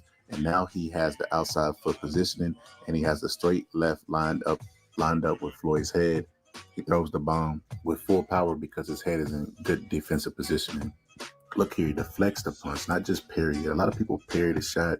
They might deliver a jab back immediately, but when you deflect the shot, you get full commitment on it. Look where Manny Pacquiao's hands is. Floyd Mayweather's falling right into the shot. He's calm and patient enough to deflect it at the very last second to get him to overcommit and his momentum coming forward. But Manny Pacquiao just deflected it. He didn't parry it. A lot of people just parry it, but he deflected it. See Floyd Mayweather's hand going down. Look here and notice how he guides it so his momentum will keep going forward so that he's right in line for the straight left and he has outside foot dominance and then he lands the straight left. I want everybody from this moment on to recognize me as the scholar of boxing. Yeah, that's it, Tim. The rope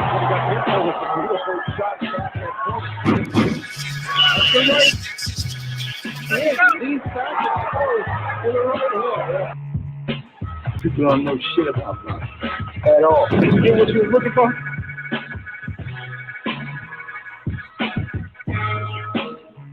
For 7 decades, Miller has studied the sweet science, and now he imparts his encyclopedic knowledge of the sport to James. Professor Miller tutors his young student with the help of vintage fight films, particularly those of an old friend from Cincinnati, former heavyweight champion Ezzard Charles. We'd always watch the man's combinations, then we'd watch his defense. How he could make a man miss, slip and slide, roll and counter, and still have good position, good balance, and knew where he was at all times out there. And these are the things that, we should talk about, is you're going to do all of this here. And we should always say that you're going to be better than these guys. You're going to take what they had and improve on it. The very first punch of this fight is a left hook because James Toney tries to catch him reaching. Part of being a great fighter is good decision making. James Toney took from the great ones and built up off of it. Right here, he jabs to his opponent's guard, parries his jab, and then feints, and then goes down to the body and double jabs. His opponent immediately answers with a jab of his own. James Toney parries it and jabs him to his right hand to keep it preoccupied, and then stabs him to the body. Very important to notice subtle things like that. Right here, James Toney just stabs him to the body, but notice how calm he is backing up. See, right here, crossing his feet, getting set, backing up, still parrying the guy's jabs like it's another day at the office. Notice here, James Toney feints to the body, right? And everybody always say, shoulder roll, how you beat his weak side ankle. He tries to go to James Toney's right, and James Toney just takes a step back, another step back, and resets, and he's right in front of him again. All those stabs to the body he got from Jersey Joe Walcott. You notice here, Jersey Joe stabbed him to the body. James Toney stabbed him to the body. He implemented what those guys had, but like his trainer said, he built up on it. All that aggressive body work makes him overreact here. James Toney just goes a high guard, and look how he reacts. He thinks it's going to be a jab to the body, but he just gives him that look, and then he changes back to a bladed shoulder, and then just giving him different looks. A lot of people talk about the shoulder roll. The shoulder roll is based on what you're seeing and how you're reacting to punch it. And James Toney was second to none. Look here.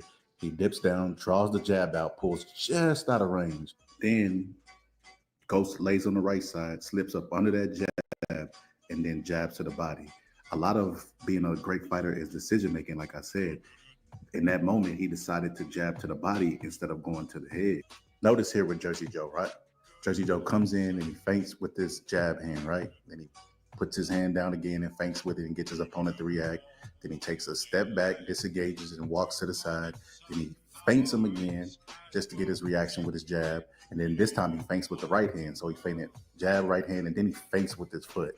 Then he disengages, takes a cakewalk to the side. Look at the space in between. Even though he crosses his feet, he still is aware of the range. And James Toney here feints down to the body, gets him to react, then disengage and takes a cakewalk to the side. Notice here, Toney waits for the very last second to slip the jab so he can get him to fully commit so he can double jab him to the body. Watch James Toney gets him to overcommit again, waits the very last second, slips that head out, and look how his opponent reacts because he thinks the jabs to the body are coming. He gets him to overreact to it. Now look, right here, he slips to the left, feints like he's going to do something. The guy reacts again, and then he jabs to his guard to get his guard preoccupied and then stab him to the body. Like I said, James Toney was poetry in motion. His opponent makes an adjustment. He throws a jab out there first to get James Toney to move prematurely, right? Now that it's already out there extended, he just tries to hit James Toney in the head with it, but James Toney still slips the shot, then pivots and makes the left hook miss. People who have educated eyes know what James Toney really is. Right here, look, James Toney feints, gets him to react, and then comes up and gives him a different look with the high guard, then drops his hands and takes a step back to disengage, because he's always at the proper distance, just like Jersey Joe Walcott. Then he puts the high guard on and give him a look, draws his jab out, and then takes a step back and make the jab fall short. His opponent is off balance, and James Toney is already ready to make another punch miss or to attack his guy. He's already balanced. Right here, he jabs and tries to give James Toney angles, right? All James Toney does is slip the punch, take a step back, reset it, force him back the other direction. James Toney is set before he sets, so what does he do? He throws a jab, but it doesn't make contact. It's just to get him defensive, right? And then he downloads the data. Now he's going to jab to his lead hand to draw a jab from his opponent, right? And then he gets the jab, he pulls out of range, gets his guy to commit, and he's off balance, and James Toney sees it. Now the right hand is here, but James Toney elects to shoot the jab to the guard and then stab him to the body, sticking to the game plan. Great decision-making skills. Watch here. James Toney parries the jab and then leans back, right? And then he looks him to the body like he's going to go down there again, right? And the guy tries a double jab, and James Toney just up jabs and catches him and knocks him off balance and then slips the right hand. Very, very great defense and good eyes and good concentration at the level of focus. And he answers right back by jabbing to his guard to get him defensive and measure him. And now he's going to rest behind his feints because he's tired. And he feints once and he feints twice. He's burning his opponent's petrol while resting his. Very genius. Right there, he jabs to his right hand and keep it preoccupied. Look at the level of focus that it takes. Then he drops down up under the right hand and stabs him to the body and pushes him off balance. Look at the space that he's created between him and his opponent by doing that. He gets a bigger break and he's able to focus. Now he's going to make his opponent burn more petrol with hand feints. See, feints right there and then rest. And then his opponent thinks a jab is coming to the body. His petrol is burning. And then James Toney just pulls out of range calmly, bounces on his toes and resets because his opponent is trying to create angles. Watch here, Jersey Joe Walcott feints down like he's going to do something to the body and then comes up with a left hook to the head. James Toney, studying these films religiously, he does the same thing in the fight. Right there, he feints, disengages, walks to the side to cut him off and prevent him from creating an angle. Then he's going to dip down like he's going to do something to the body and then comes up with a left hook to the head. Pure fucking genius. Now watch this. James Toney resets, feint one, feint two, feint again, and then jab to the guard to keep him busy, creating a whole bunch of anxiety in his opponent. Look how his opponent reacting to his punches now. Right here, James Toney jabs and he parries it, but he's overreacting to the half punches that James Toney is throwing. Like to the body, look how he reacts. He's overextending because he's worried about what James Toney's going to do to him versus what he's going to do to James Toney. James Toney has him right where he wants him. Look how he's reacting. He's circling. He's giving up ground. And letting James Toney rest and control the fight. And James Toney would not give him a break. He's right back in his face at a distance where he could hit him and he could be hit. And he's creating mental pressure. And he's just burning his petrol. Like most fighters do when they're confused and they don't know what to do. They jab. James Toney just pulls out of range. Look how he's just outside the guy's jab. Perfect distance. Always in perfect distance of positioning. And if he's not, look, he just creeps to the side and gets right back in position and then feints him to the body, gets him to react, and then jabs him to the guard and then right back downstairs to the body. Just subtle things that he would do that would just break a guy down mentally and physically that makes him one of the best defensive fighters, if not the best that I've ever seen in my entire life. Right here, he tries to time James Toney's jab to the body with a right hand, and James Toney slips up under it and then pushes him off balance with his right hand. Even when he's not in position, he makes the right choices.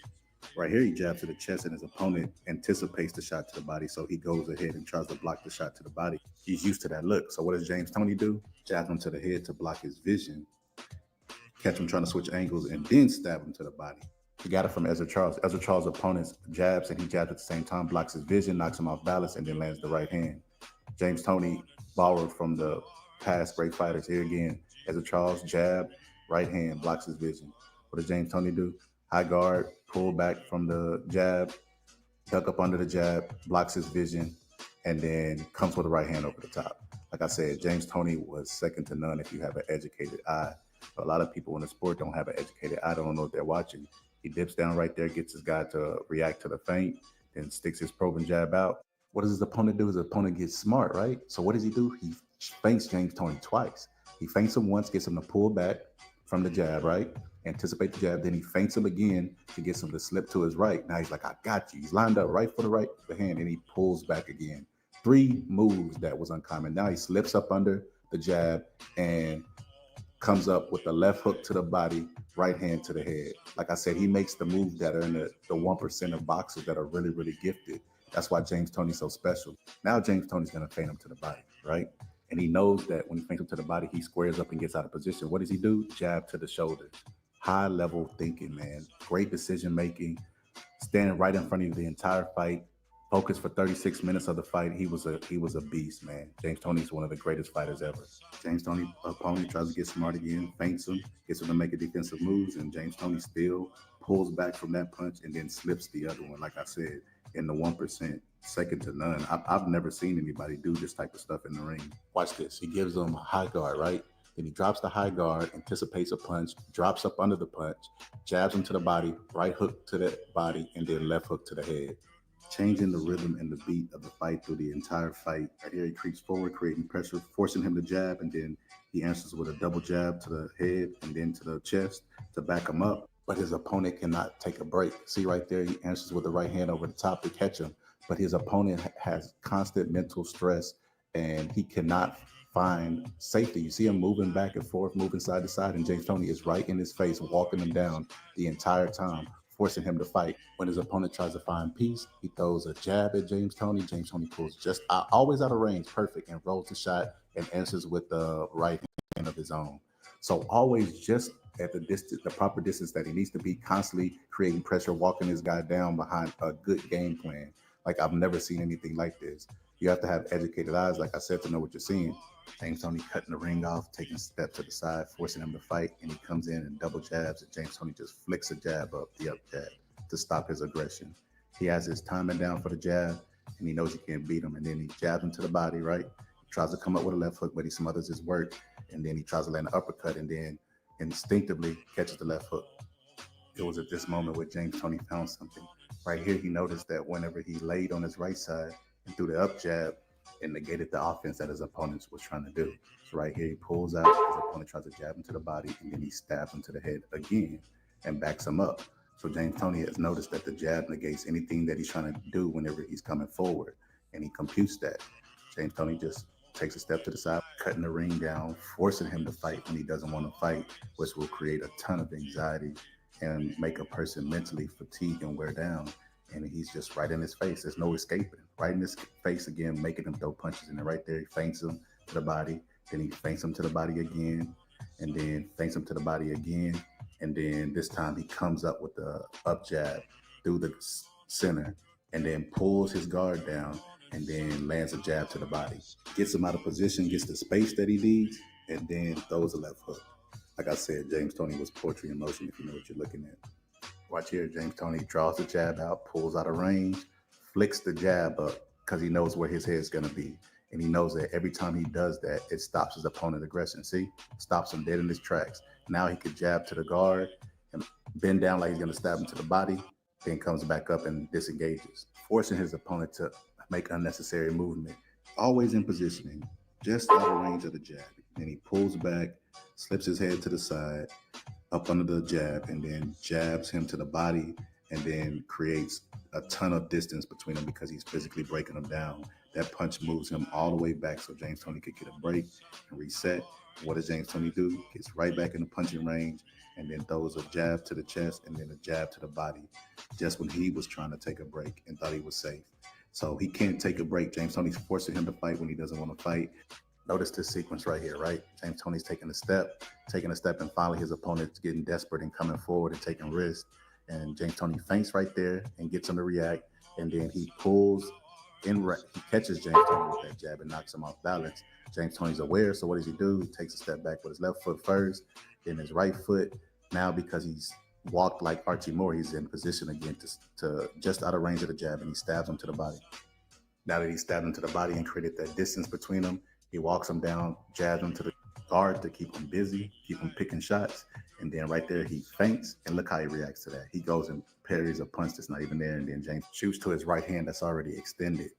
And then off of that, he comes in and tries to land a body shot, but the guy parries it and buries it low. And the referee tells James Toney it was low, and he tells him, shut up. James Toney does a high guard right here that gets to react to it, and then he transitioned into a more bladed stance and parries the jab with his right hand, all while doing so. And then the guy double jabs, James Toney rolls that shot and then does the up jab to stop his offense again. And then James Toney tries to come over the top with the right hand, but it grazes him and misses, barely by an inch. Then he tries to keep the jab extended and pin it on James Toney back, but James Toney rolls his body to one side and then rolls it to the other. He doesn't allow himself to be pinned and trapped. It's another thing that he does good. And then right here, James Toney jabs to his guard, lands a short right hand in between that. Like I said, he's mentally breaking him down, and then lands a left hook after that. So he's the shots that were missing earlier are now landing right here. He parries the jab and then stabs him to the body. And then he goes to throw the right hand, and James Toney rolls his body. And then the right hand's not there, so he ducks up under the jab and then jabs him to the body and then stabs him to the head and pushes him back. Like I said, he's deteriorating. The punches are getting more of effect, and the feints are getting more of effect. Everything's more effective and exaggerated now because he's breaking them down. And then James Toney just looks him down, feints him twice to the body, draws the jab, and then up jabs him. And then he does it again, up jabs him, and then lands a counter right hand and knocks him out. But it's something very, very interesting in this sequence that makes James Toney a real special fighter. When Jersey Joe Walcott was fighting Joe Louis, he takes a step back after a feint, right? Takes a step back, draws Joe Louis in, and then counters his jab with the up jab, and then comes over the top with the right hand, just like James Toney did. But there was also something in that sequence that made him even more of a special fighter. The fact that he did this. When he up jabbed his opponent, right? He up jabbed his opponent, stopped his opponent's offense, knocked his head back, right? But then his opponent measures him with the jab hand, pushes his shoulder back, and then James Toney cuffs the side of his head so there's no path for the right hand, then rolls it and lands a right hand of his own. That's why he's special. There's some stuff that you just can't teach in the sport of boxing, and that's what James Toney possesses. He possesses the it factor. He probably, other than Muhammad Ali, might be the greatest defensive fighter of all time with the punch radar. Look, right here is another view. He measures James Toney with the lead right hand. James Toney places his jab hand over there to block the path of the right hand, and then rolls it at the last second, and then comes back with the right hand of his own. Like, this almost isn't fair. This almost isn't fair how good James Toney was. He can make moves that was in like the 1%. It might be the 0.001%. You have to be in boxing to understand what I'm trying to tell you. James Toney sitting right in front of you at a distance where you could be hit, but also hit your opponent. That alone takes a ton of focus. James Toney would do this for an entire fight, which means he was focused for 36 minutes, and he was creating this type of pressure on his opponents for 36 minutes, making moves that was uncommon. And during this whole fight, he probably did the Michigan roll maybe 3 or 4 times. He didn't do it a lot. He was giving them different defensive looks and different positionings, and his decisions combined with the moves that he was making that was in a 0.001% makes him great. Like I said, look, he blocks the right hand right here, rolls at the end of the shot, and lands a right hand of his own. He did all of this on the fly. That's what makes him the best defensive fighter, in my personal opinion, of all time. His instincts, the way he's able to read punch lines. I mean, just the pressure that he creates, the fact that he keeps focused for 36 minutes, the fact that he throws short shots. He can make it happen on the front end and the back end. A lot of people say, you know, shoulder roll, shoulder roll, shoulder roll. James Toney would probably call it a Michigan roll, right? But even with the Michigan roll, it's just based off of what you're seeing and what you're anticipating. And James Toney was second to none to that. Even when Floyd used it, you go back and you look at Floyd Mayweather's fights, Floyd Mayweather could not get away from a jab. James Toney made jabs look like breakfast food to him. He was always in positioning. But anyway, it's the Boxer Scholar, and I'm out. I want everybody from this moment on to recognize me as the scholar of boxing. That's it, Jim. The rope got hit with a beautiful shot back at Fulton. That's the right.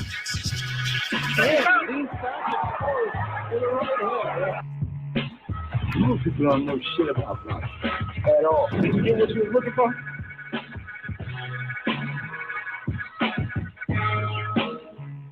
I want you to notice something right here. Tommy Hearns sticks his jab out, right? He sticks his jab off, and then he just moves and takes a step back because he has such a long reach. and Pupino Cuevas cannot touch him at all, right? And now that he's cleared the danger and took a little step back, he puts his hand right back out to measure him, and then he blocks his vision, right? And then he drops the right hand right over the top of it. Very fast move, catches Pupino Cuevas, and he wavers like a tree during a hurricane.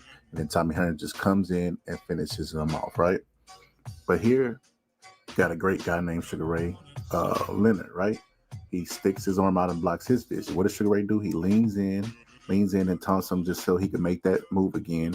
And then when Tommy Hearns does it, he pulls out of range and then rolls his shoulder and makes the right hand catch on his shoulder and then backs up to the ropes, right? Tommy Hearns catches him with a body shot and then catches him with another hook and then sticks his lead hand back out, tries to block his vision. And Sugar Ray, being the smart fighter that he is, tries to lean to his left. He was going to land some body work over there, but Tommy Hearns has his elbow there. So he just leans back the other side and slaps his hand down and then throws a left hook and then tries to land a right hand over the top of that. And now Tommy Hearns has to respect him and back up off of him. So now he can escape and get up off the ropes. A lot of boxing is complex if you make it complex, but it's really simple if you don't make it hard. But anyway, it's the Boxing Scholar, and I'm out. Shot. What did he tell you right after? Well, he told me that it did hurt him, and he says that, if I continue, I think he said that he would have gotten hurt. He goes, I'm not going to do that. He goes, he landed a good shot, and how close did you come to getting up? I was close to getting up for sure. I ain't got no excuses. I just gonna get it. To all you YouTube doctors out there who say, never been hit with a liver shot, I don't know what they look like. I've been watching the sport and studying it for years now. And I have access to over 200 years of the sport, and I know exactly what I'm looking at. I know when a guy has quit. I've seen people hit by liver shots before. I take you to a fight with the great Arturo Gatti and Mickey Ward. Mickey Ward was a devastating body puncher, and Mickey Ward caught Arturo Gatti slipping. And he hit him with a devastating punch. And he had been hitting him to the body the entire fight. Let's not forget about that. He had been touching him up top with the uppercut and then sending the shot around the guard and hitting him. And he was a devastating body puncher. And Arturo Gatti wasn't making half the money that Brian was making for this fight. But you know what happened whenever he got hit with that shot? Emmanuel Stewart thought he was going to quit in the fight. You know what he did? He got his ass up. Y'all go back, look at that fight. Emmanuel Stewart was losing his shit because Emmanuel Stewart had been in the sport a long time, seen this happen plenty of times before, and guys not get up. But what did he do?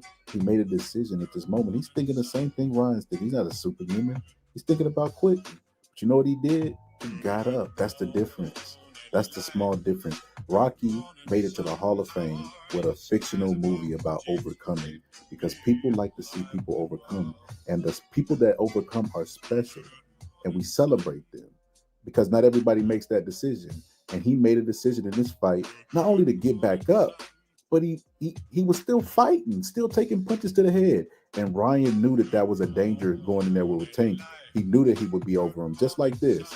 And he decided not to go out and get embarrassed by getting knocked out viciously by Tank to the head, or possibly that happening. And he just submitted. He made a wrong choice. He made a permanent decision for a temporary feeling that he's going to have to live with forever. Because not only did Arturo Gatti make the right decision, but he actually survived the onslaught and fought back. He came back with something. He changed the tide of the fight. He started releasing his arsenal because the other guy got tired trying to finish him, and he started landing shots. And that's what makes him great. It wasn't because of his skills. Ryan is more talented than Arturo Gatti, but Arturo Gatti had something that most people don't got, and that's making the right decision.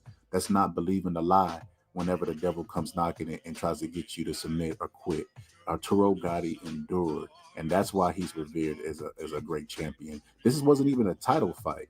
Just like Tank Ryan wasn't a title fight, but it's going to be remembered forever because they made the right decisions throughout this entire fight.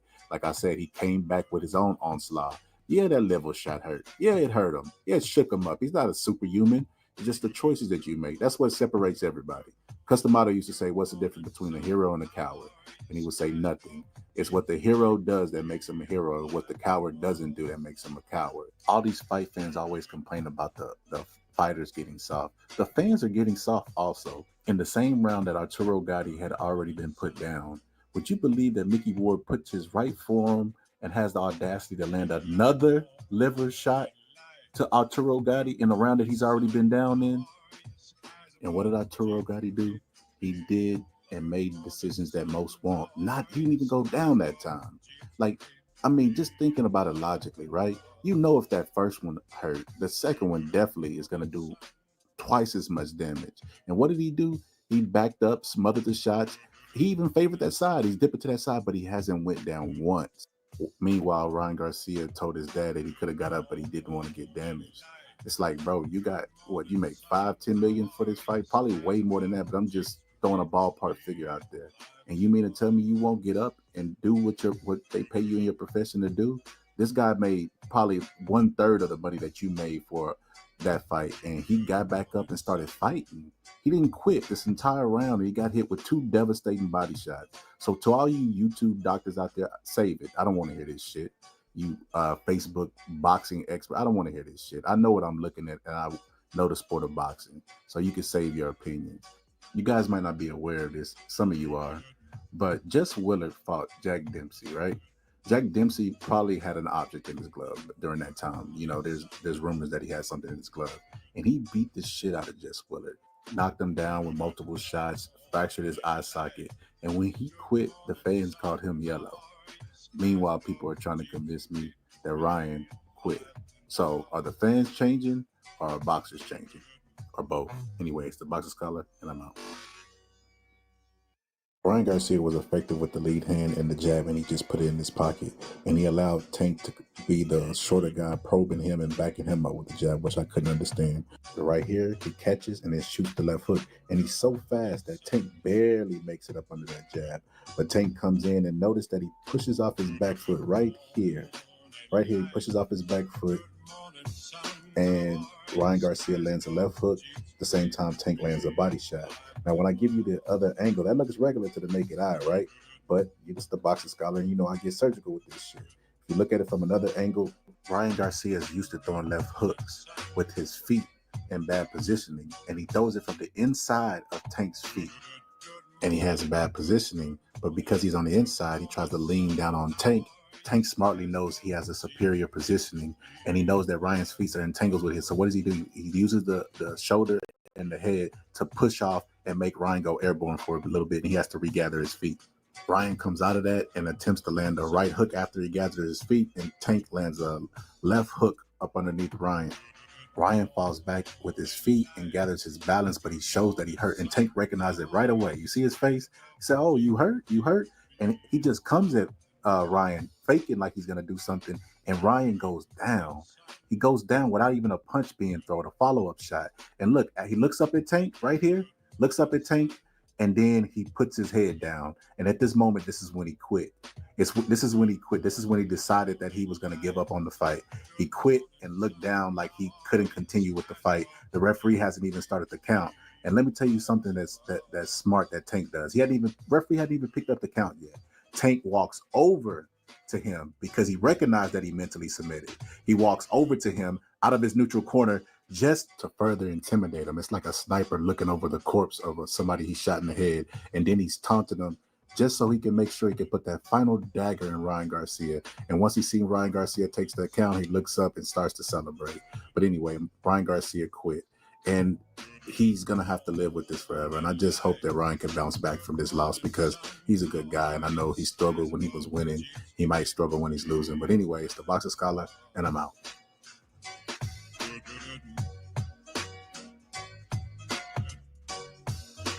I want everybody from this moment on to recognize me as the scholar of boxing.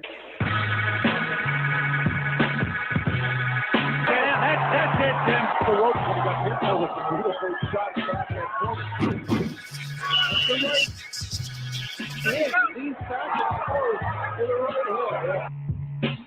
most people don't know shit about boxing at all. Did you get what you were looking for?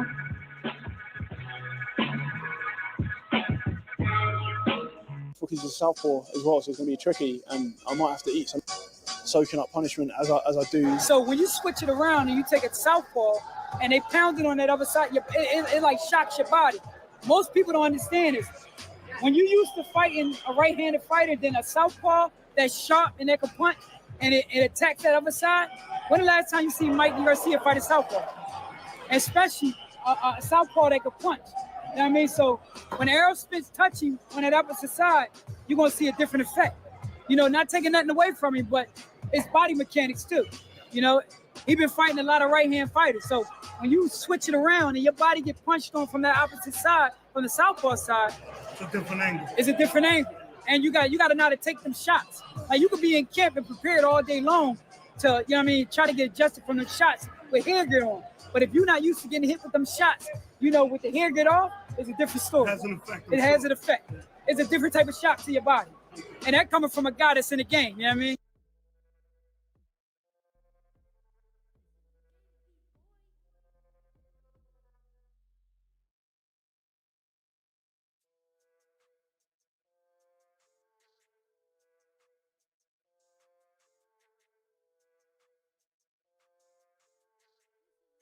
Tank, since a little boy, has been a person that beats you to a spot, gets you to give up your height, come forward and bap. Since a little boy, he's been that same guy. He's a counterpuncher. He convinces people to give up their height and sets a trap, and then he lands the straight left. He's been that way since he was a little boy. And a lot of people think that Ryan Garcia is going to go to sleep because Rolly did. Rolly was leaning in forward, lunging with his head over his body, and then Tank got the look that he needed, convinced him to give up his height, just like when he was a little boy, got the look he wanted, and then just lowered the boom and hit Rolly. Rolly's eyes was closed because he was focused on offense, and his body was dead before he hit the floor. But like I said, knockouts are like the MIB flash that make you forget about what happened up until that point. And I was noticing some things. I was noticing Tank struggling with the height of Rolly controlling range, and Tank not being able to set those traps that when Rolly was disciplined and didn't lunge in, and he was just sitting back, probing with the jab, there were no counterpunch opportunities for Tank. When Rolly was disciplined, like when he was probing with his jab and he was staying at a distance that was safe, all Tank did was reach out and touch his jab and back up and try to set more traps. And Rolly was using feints to get him out of position and then making him touch his jab again. And then every now and then Rolly would catch Tank reaching out with his jab, and he would touch, and then he would throw the right hand straight down the middle, which is a move that Ryan has done consistently. I think that's going to be the key for Ryan in this fight, is the right hand. Watch here. Tank tries to set a trap. He beats Rolly to a spot, and Rolly doesn't commit with that jab, and then he can't land that straight left down the middle like he wants to because, like I said, there's a big height difference. And sometimes Tank struggles with people who can control range and use their height. When Rolly was fighting and wasn't committing and lunging in, Tank had problems. Right here, he jumps up in the air and throws his straight left because he can't land his left. And look at Rolly's body positioning. He didn't lean forward and give Tank what he was looking for, the look he was looking for, so he can counterpunch him. Watch Tank step really, really hard here to try to make up for that distance. And Rolly pops his arm up, deflects it, and lands a full counter on Tank of all people. That's because Tank is so highly challenged during the fight that he had to give reckless because Rolly was staying disciplined and not giving him the look that he was looking for, like lunging in. And then when Tank would start lunging in himself, all Rolly did was simply stick the probing jab out there and make him respect his distance. And then when he tried to come charging in, he just put his hand in his face and blocked his vision to keep him from doing that gazelle leaping right hook. And all he did was take a step back. And Ryan is notorious for doing this very move. He even does it when he's working out on the heavy bag. See right there, he probed with it, put it on the bag. At the bottom, he's putting it on Fortuna's face and then blocks his vision and makes him respect his distance and controls the range like a bigger fighter is supposed to. The Lennox Lewis's, all these guys fought in this manner. Ryan Garcia's signature move is that to the fact that he does it on the heavy bag. Right here, look, he just puts his lead hand over his eyes, and then he tries to still come in, and Ryan Garcia puts the high guard up and then puts it over the top of his head, pushes a little bit, and then steers him, and then puts his hand in his face to block his vision. It's just like I said, I think Ryan Garcia will be winning the earlier rounds because Tank is a notorious slow starter, and Ryan Garcia's signature move with the probing jab will keep Tank at bay and control the range, like Rolly did in the first fight. Right here, like I said, Rolly was disciplined and he didn't give Tank the look that he's looking for, that he does since he's a little kid, which he needs your aggression.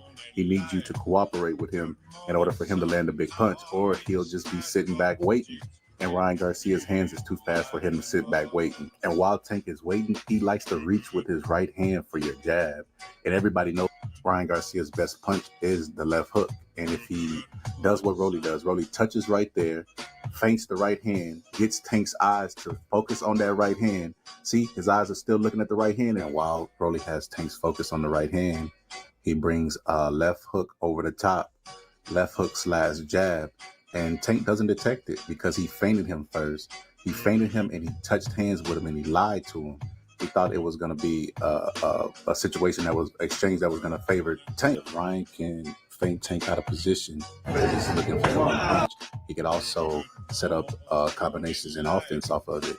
And I think his left hook and right hand will be the key to him and ultimately a body shot, because Tank is strong as hell to the head. Nobody's going to knock him out. He has a big head, big bone structure, and big punch, so nobody's even going to step up and throw those shots. Tank is very vulnerable to the body, and I noticed this just from watching him in fights, how he reacts to body shots, and watching him in training. Check this out.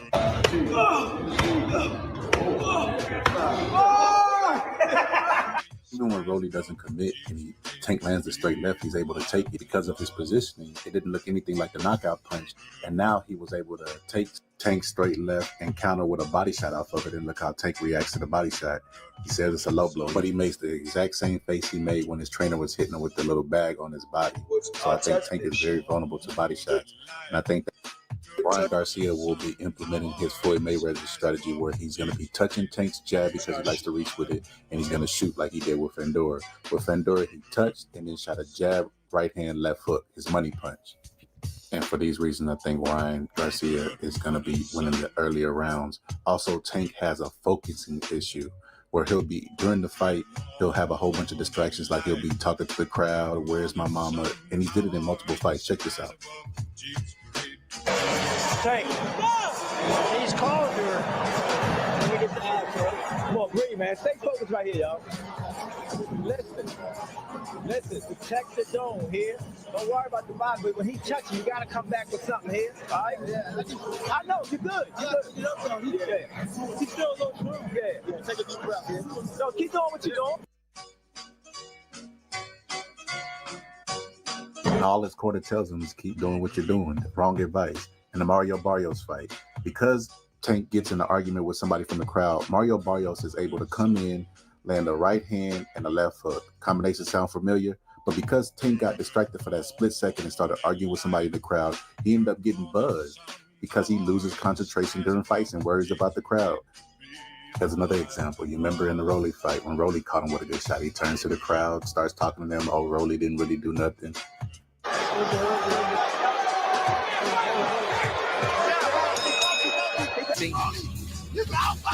Shut your bitch ass up. Wow, Davis is like looking at the crowd talking. So because Tank has to overcome the height of Ryan Garcia and the speed, and he sits back and waits too much, Ryan Garcia is going to get the earlier rounds. I don't know why people think Tank is going to go in there and blow out Ryan, because he's not. Because Tank has focus issues, and he's not going to have Mayweather in his corner like he did in the Barrios fight to get him back on track. So look for Ryan to be winning early. But I think at some point, Ryan's going to lose focus also, because both of them have focusing issues, and he's going to get clipped. And when he gets clipped, Tank and his people have made sure that Ryan's not going to get up. This is why they put the rehydration clause. The first time in history that they had a catch weight and a rehydration clause. There's a reason for everything.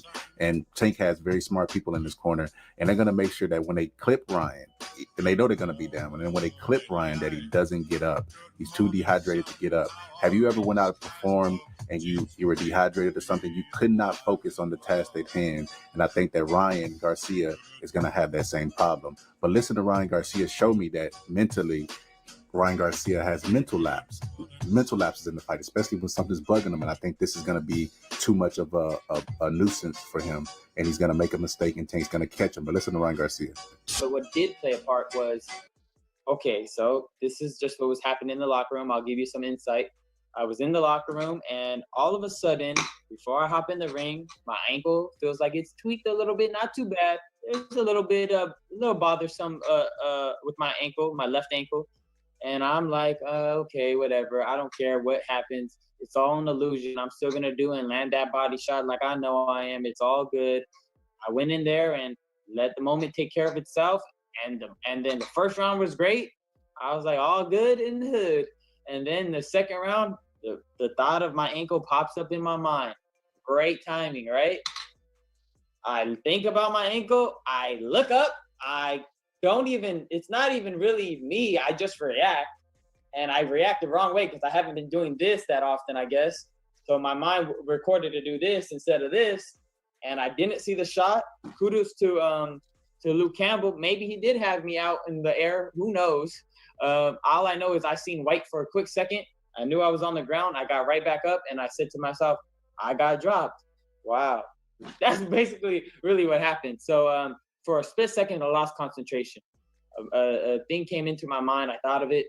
And then there you go. That's why you need to train your mind and body at all times before the fight to do the right thing. Because when you react, you want to do the reaction on the right part. You know what I mean? So I learned already. Like I said, Tank needs your cooperation to knock you out. If Ryan Garcia fights a disciplined fight for 12 rounds, which is extremely hard to do, 36 minutes, he can win the fight, but he can't make one single mistake, and he has to set traps for Tank and vary the shots and catch him with body shots to drop him and make him respect his power. But if he ever comes forward in the fight, which I think he will do, and do a pattern, Tank will pick up on this pattern and eventually catch him with the straight left hand. And I think that's going to happen in probably like the 11th round. So if I was a betting person, I probably would put my money in the 8th through the 11th round. Tank is really good at picking up on patterns to land that shot that he's landed since he was a little kid. And I think that's what's going to happen in this fight because Ryan has too many things to worry about mentally with all the advantages he gave up. And I think that's going to play a factor in this fight. And I think that Tank is eventually going to stop Ryan Garcia in the late round. Or it could go 12. I could see another scenario where it goes 12. But if I had to put my money down on anything, I would put it for Tank for late round stoppage in a fight that he's losing, just like the cases in most of his fights. But I'm going to let Tank and Paulie take you home with the pattern recognizing. But anyway, it's the Boxer Scholar, and I'm out. He's throwing the right hand to the stomach, as I just explained. But Rolly's actually looking to come with that same hook jab again. If you look, when he gets clipped with the counter, he's in the midst of throwing the succession shot to the body shot that he's throwing. So he's looking to throw the right hand to the stomach and then that jab hook to the head. So this was actually his intent, what he was doing. He threw the right hand to the stomach. He wanted to back Davis to the ropes. Then once Davis can go back to the ropes, Davis has nowhere to back up to anymore. So he figures, I'll throw the same shot again, but this time I'll pop up to the head with the left after I throw it to the stomach. The only problem is Davis was waiting for that same right hand to the stomach. He should have went to the head first with the right hand, then following with. Instead, he followed it up with the identical right hand to the stomach, and he never even got to finish the combination because as he's trying to throw the succession shot, the follow-up shot to his right hand to the stomach with his left hand to the head, which again was the same shot he landed in round 2. He doesn't get to land it because Davis catches and shoots rapidly, sharply, and the fight ends. There's some controversy about whether he fell right there, like damn that out the ring. He just threw the shot 3 times in a row, but it wasn't like on no like, it wasn't like faint or nothing. He just kept throwing it. Like, why would you throw it 3 times? Yeah. 1, 2. I want everybody from this moment on to recognize me as the scholar of boxing. That's it, Tim. The rope got hit with the beautiful shot back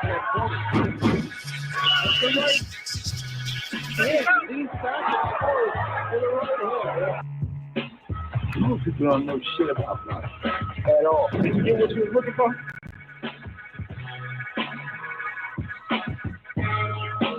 Right here, Liam Smith throws 2 uppercuts back to back. 1, 2, and then he tries to land a left hook. And Canelo just slides his guard back because he knows what he's up to and slightly blocks it.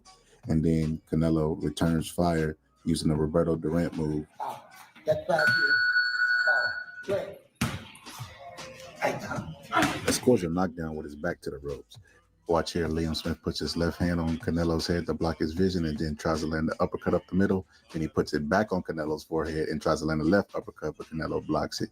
Then he tries to double it up and Canelo blocks it again. And then he tries to triple it up. And Canelo blocks it a 3rd time and a 4th time and then slides his elbow back to blocks the body attack. It's beautiful defense from Canelo off the ropes. Then Canelo blades his body and puts his head where he wants to. And then he rotates back to the other side and he gets caught with a jab. And he thinks the right hand's coming, so he leans in and shoots the uppercut. And then doubles it up and then lands the left hook to the body, right hand to the head.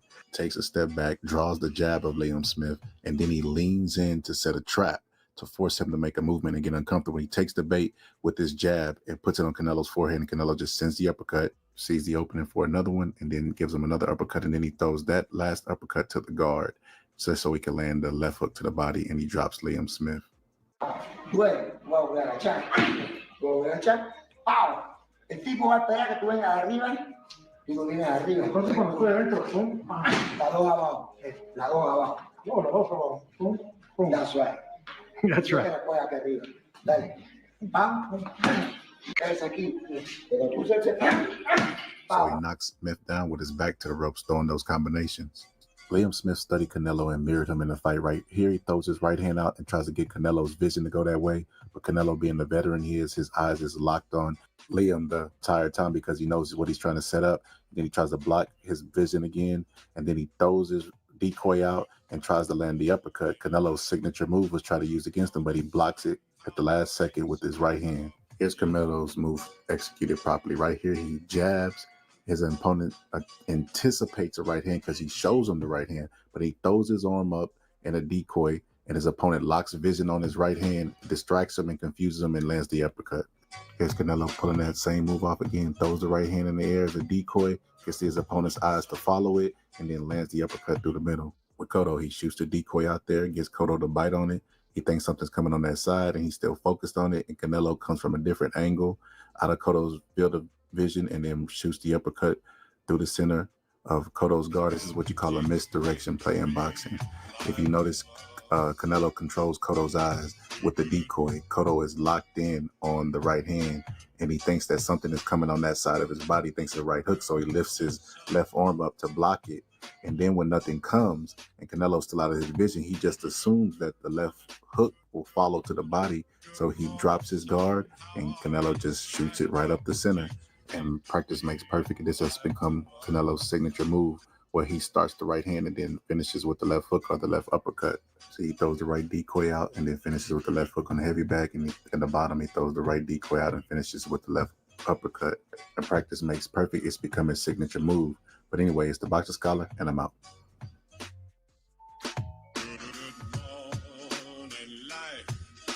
Canelo trying to set traps by leaning in didn't work against Bivol because he just jabs to his guard to back him up, right? And once he's off balance, Bivol just pivots again and then pushes Canelo off. He just probed with the jab the entire fight. Look, puts the forearm on him, pushes him off balance. Watch here again. Canelo comes in and tries to lean. Bivol just probes the jab and just pushes him off before he could even gain his offense, and then shoots the jab straight through the center to keep him off balance. So he knocked him off balance and then kept him off balance. Canelo was not able to lean in and try to create anxiety. Look, pushes him off again when he tries it. Canelo tried that all night and was unsuccessful. Bivol just studied film and know that all he had to do was probe with his jab and keep the jab active in Canelo's face. Right here, Canelo, from holding his arms up so much, tries to take a rest like he does later in the rounds when he thinks he's at a distance where he can't get hit. He places those arms down because he holds them up and he's tight all through the fight. And then he has to pick them back up to be defensive again. Look, Canelo right here, arms down, breathing heavy, trying to get a breather later in the fight like he does in most fights. And then he has to pick his arms back up to make them defensive again, and he puts them right back down because those arms are on fire because Canelo holds them up and is tight the entire fight. Even when he throws a jab here, he still leaves an opening because he rests. And he rests right after he throws the jab. So Canelo has to change these things. Look, resting again. I want everybody from this moment on to recognize me as the scholar of boxing. That's it, Tim. The rope got hit with a beautiful shot back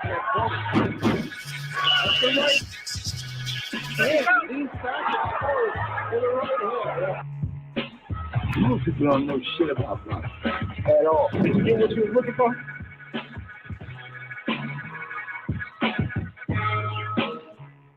There's nothing new under the sun. Look at Julian Jackson at the bottom and Deontay Wilder at top. Both guys are wiry punchers. You know, they don't need a whole lot of room, and both of them land the same shot and leave their opponent looking the same when they body fall. And even when they're on the ground, they both have similar looks of devastation. They're both devastating punches, and there's nothing new that happens under the sun. Similar body types, and I think similar type of power, the leverage that they get on it, and they only need a little bit of room. But this video, I'm going to be addressing Julius Jackson versus Thomas Hearns, who I think personally is a harder puncher. Now let's go through Julian Jackson, that knockout we just seen. First off, like I said, Julian Jackson and Wilder and Thomas Hearns all have similar body types. They don't get their punching power from their legs. It comes from the speed that they generate, from the amount of leverage they can get with their tall, wiry frame. So all of those guys are very similar punchers as far as how they go about getting their knockouts. They're not going to generate a lot of force from the ground like a Mike Tyson. They're different type of punchers. They use their tallness and their wireness. But like I said, check this out. He hits Julian Jackson with a hard left, straight left, and knocks him back to the ropes. And even though Julian's hurt just a tad bit, he's still able to generate enough force falling backwards, mind you. He's falling backwards while he lands this shot. His weight falling backwards, leaving all his weight on his left foot, and then he clips him on the chin. And even though he just barely clips him, he still gets that type of reaction out of him. Because like I said, it's about speed. The guy never saw the shot coming, and he's able to generate a ton of force with just a little bitty space. Here's another angle, watch. Gets hit with that shot, gets dazed for a minute, and while he's hurt and falling back, he's still able to land that shot in that space. Now, mind you, the other guy is throwing at the same time. His punch should technically get there first, but like I said, but Julian Jackson's speed is the difference. Look, the guy's punch misses because Julian's gets there first. He's seen an opening and thought he took it, but Julian's speed just overcame and his got through first. Now, as a harder puncher Julian Jackson was, I think Thomas Hearns edges him because I seen Thomas Hearns throw the same type of punch to a bigger guy. Now, mind you, Thomas Hearns started out at a lighter weight than what Julian Jackson started out at. And I seen Thomas Hearns also knock a guy down while going backwards. Check him out. Tommy Hearns throws, and he catches Tommy Hearns with a straight jab, and Tommy Hearns knocks him down while falling. Now, that is just tremendous power. That is crazy that's even possible for a guy moving up from, all the way from welterweight to move up weight classes and still carry this type of devastating punching power is extremely impressive in my opinion. I mean, it's hard for a smaller guy to knock a bigger guy out when he's set. This smaller guy, not only was he not set, but he was actually falling. So like I said, Tommy Hearns, I mean, it might not be by much, but I think he edges Julian Jackson out only because look at this guy. He's out cold, and that was just a half the power. Like I said, let's go back. Let's go through this again. His opponent strikes first blood with a stiff jab and knocks him off balance. And look at Tommy Hearns falling, and just catches him with a half shot, similar to the shot that Deontay Wilder caught Helenius with, falling backwards and still knocks him out. I mean, that's just truly impressive in my book. So out of the two, I think both of them are really, really devastating punchers, Julian Jackson and Tommy Hearns. But Julian Jackson only did it at 2 weight classes, and Tommy Hearns did it at several, bringing his power with him, moving through the divisions, and that's unheard of. A lot of people thought Manny Pacquiao was juicing because Manny Pacquiao was doing the very same thing that Thomas Hearns did, which was move up in weight, beat lineal guys, and carry his power with them. So in my book, Tommy Hearns is, if not the hardest puncher, one of the hardest punchers ever in history, pound for pound or whatever. You got to put Tommy Hearns on the list. Like Tommy Hearns is just that great of a puncher. He doesn't beat Julian Jackson by much, but the fact that he was able to do it at higher weight classes shows to me that he was more of a devastating puncher than Julian Jackson, even though both of them are devastating punchers with similar frames and builds, and both get leverage on their shot the same way. Both of them are extremely fast and depend on their wireness and their height to get leverage on their shots. They don't have to be set like a George Foreman or Mike Tyson. They're different types of punchers. But I think even though them being similar, I think Tommy Hearns is just more proven because of what he was able to do at different weight classes. Like if you look here, Tommy Hearns is fighting a cruiserweight. That's a cruiserweight now. Tommy Hearns fighting a cruiserweight and catches the cruiserweight on the chin and damn near puts his lights out. The fact that he was even able to do this type of stuff at cruiserweight, like I said, is extremely impressive, and it's unheard of.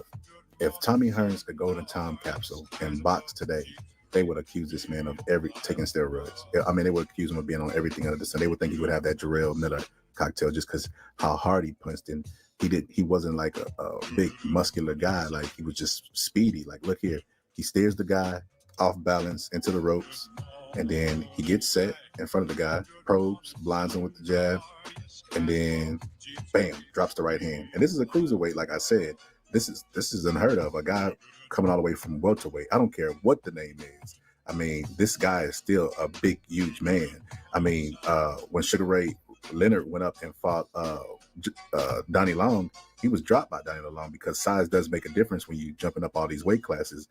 But this guy was such a devastating puncher that he was able to carry from welterweight all the way to cruiserweight. And like I said, that is impressive. And if he boxed today, he'd be getting tested out the wazoo, or either that or people would just accuse him of, look at that power, man. That's crazy. It was like a marksman right on the chin.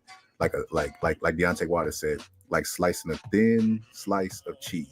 Very accurate, very fast, and very precise. It started with the right hand to the body, and then he backs up, and the other guy falls in and tries to lunge in, and then he just puts the arm on him, steers him into the ropes.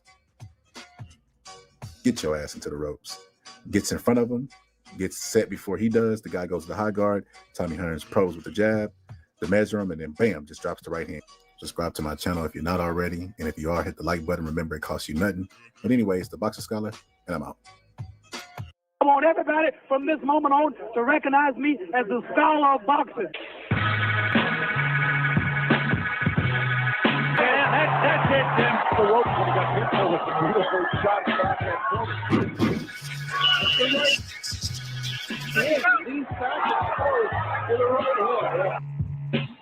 Most people don't know shit about boxing at all. Did you get what you were looking for?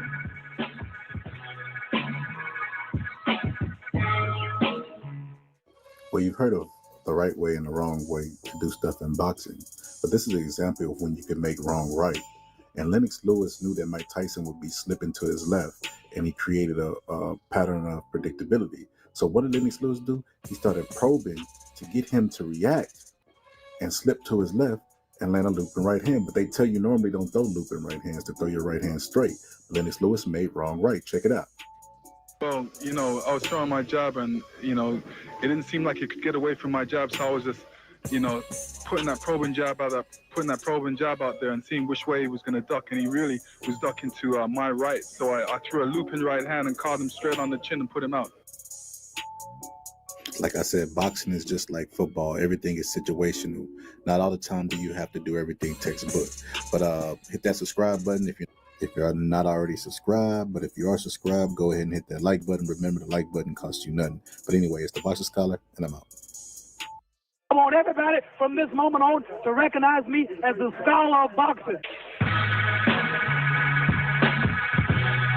Yeah, that's it, Tim. The ropes when he got hit with the beautiful shot back at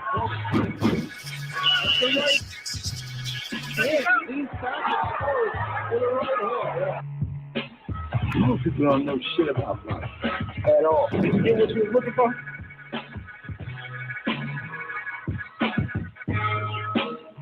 So my jab comes like this. I don't even go like that. Because all like a jab, all you do is turn it over this way. Yeah, you split the guard, right? So when do you use that? Like when what do you see? Like a high guard? Like if someone got their high guard up, kind of split? People are used to the jab, right? Yeah. They're used to seeing the jab like this. So I throw the jab and I mix it up there. So they block it, and then when they see this coming, they don't know what to do. They just get hit by it. Right here, Devin Haney leaves an opening at the top. He leaves his left hand low and his right hand low, and it invites his opponent in. It's based off deception, so his opponent sees the opening and wants to take advantage of it, so he tries to creep his front foot in to get closer to let off the punches. What does Devin Haney do? Makes him pay for falling for the trap. He shoots the jab right through the opening of the guard from the downward position, and he doesn't see the punch come. This is from the view of the mouth that got caught in the trap. Look at his eyes. The moment Devin Haney invites him in, he immediately takes the bait. He thinks he's going to come in there and just throw combinations or hit him with punches, and he even tries to protect himself. If you notice here, Once he sees what he wants to see, the openings, he puts the high guard up, walks forward, and takes the cheese. In his head, he's only thinking offense. Deon Haney now has him thinking strictly offense. His hands are in a threatening position, so he doesn't even see the jab coming from the upper position. And I guarantee you at this moment, he abandoned all offensive thoughts. He only thought defense because he did not see the punch. It came from underneath, and he was only focused on offense. But anyways, the Boxer Scholar, and I'm out. I want everybody from this moment on to recognize me as the scholar of boxing. That's it, then. The rope got hit with the beautiful shot back at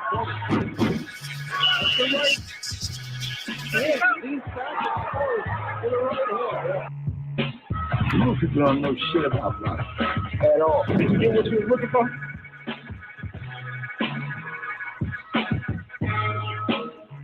This is a game of inches. Notice how Inoue makes his Jason's jab fall just short enough, and then he locks his vision on Jason. He's been double jabbing him all fight, so when he locks in on him, he's waiting for that second jab. So what he does is he sit back because he's anticipating it, and then right here he starts his left hook out of Jason's field of view, and then he rolls with the jab. Notice the jab lands right here, and he rolls with the shot and then lands his hook on Jason. Like I said, game of split-second timing. Now, offensively, Inoue did a perfect move to bait Jason, but Jason made several mistakes. To the untrained eye, if you're looking at it, you just say, okay, Jason came in, got caught with a shot. Inoue has a ton of power, and you just kind of excuse it. But when you get surgical and you break it down to the atoms and you start splitting atoms, you'll see the mistakes that he made. I mean, luck does happen in boxing, but when you're able to duplicate the success, it's not luck, it becomes skill. It's something that a fighter is aware of that the fans might not be privy of. But I'm going to walk you through this knockout. Check this out. The first thing I noticed is that Inoue was able to time him because he telegraphed his jab. Look right here, his elbows flaring out. You know, the power is lost, and it's like telling an opponent, hey, I'm going to jab you again. That's why Inoue was able to time him so easy. And notice the hand placement of him. His right hand was protecting his chin from the hook, but he moved it to get momentum because he had his elbow flaring out and he didn't have any power on his jab, so he sold out for the power. And the last fundamental mistake he made was closing his eyes. You can't brace for a punch if you can't see the punch, especially against a fast, snappy guy like Inoue. That's suicide for him to close his eyes against the opponent. But these are basic things that could be corrected in the gym. You're not going to get in the fight and all of a sudden correct the things or the mistakes that you're making in the gym. That's why you need a teacher. But smash that subscribe button. If you already subscribed, hit the like button. But anyway, it's the Boxer Scholar, and I'm out. The first thing I notice about FA is his feet are spread too far apart and he doesn't keep them under his shoulders. And for that reason, all you have to do is stay outside his jab like Sanchez did and make him stretch. He can only attack in linear lines. He cannot attack in curved lines. And look, he just comes in when he wants to fight, catches him while he's jabbing and stretched out and off balance, and knocks him off balance. And then stay outside the jabs, stay at the edge, make him stretch, and then he falls short with the jab. And if FA's jab can't land, how could he possibly land the 1-2, which is his favorite punch? Like a lot of people saying, he's the wish version of Deontay Wilder.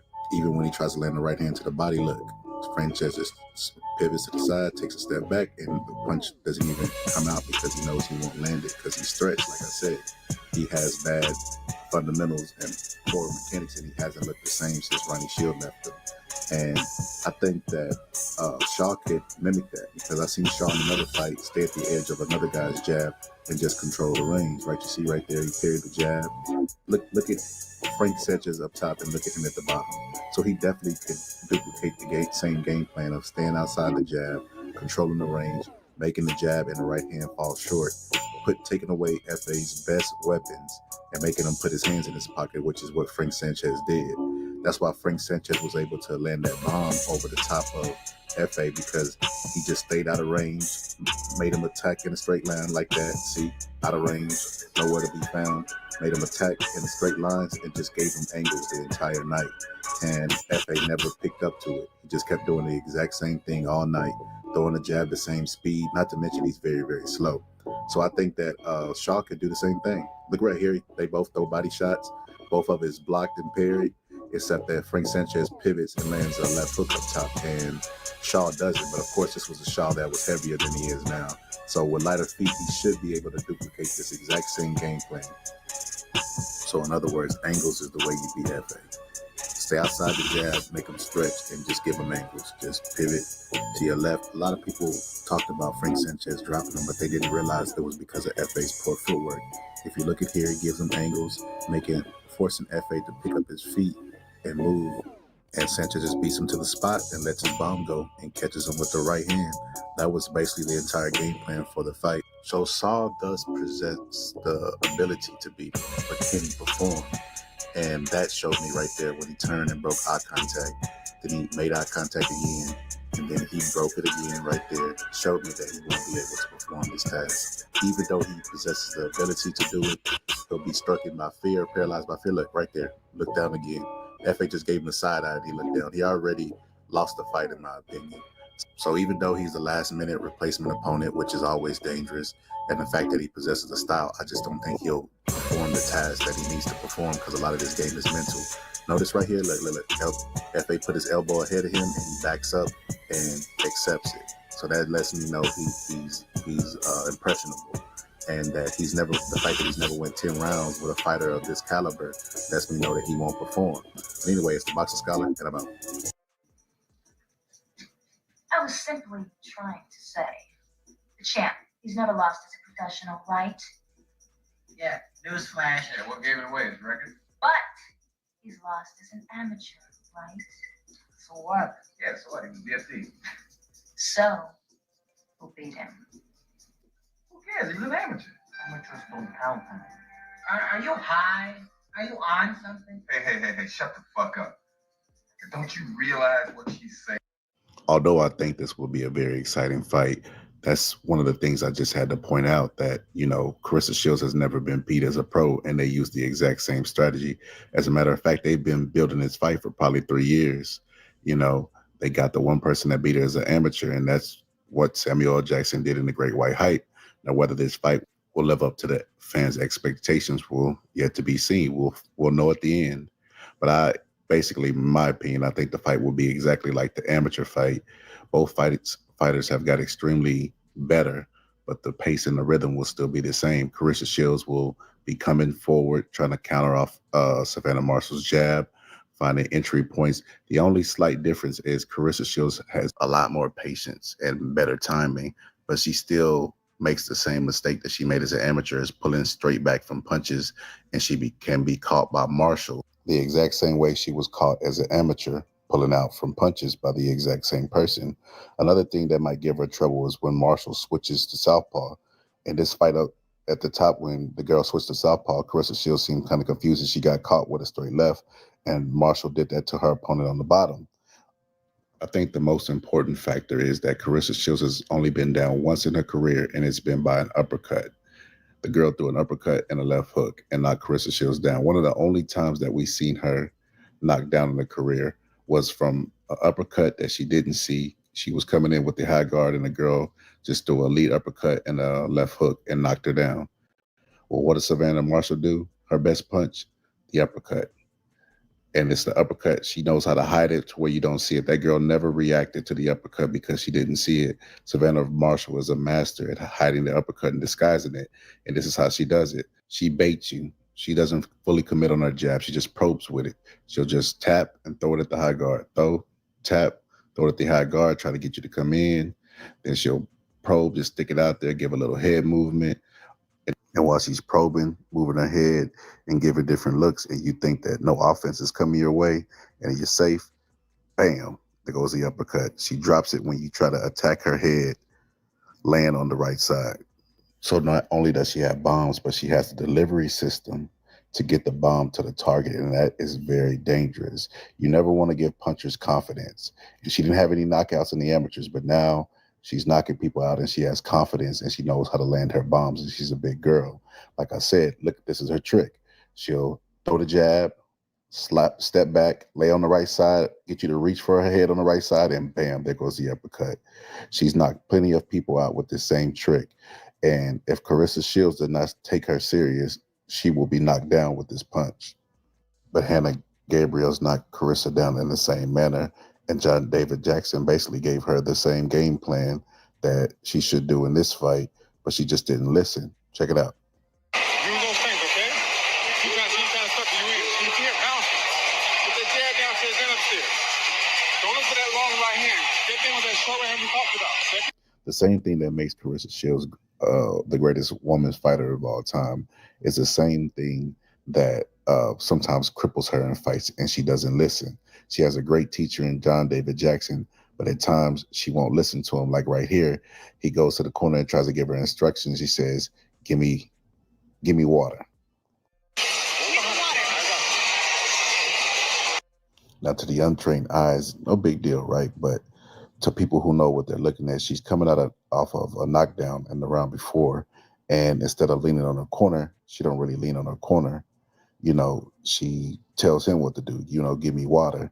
So the life event that happened to her gave her a lot of strength, but at times it could be her Achilles heel because she doesn't have that trust for a male figure, because understandably, but you know, in the corner, you have to be able to rely and trust your corner. And because she has that stigma, it makes fights that should be easy for her very difficult at times. Being like grown men in general, like you're over the age of 16, I only want you looking at me, talking to me.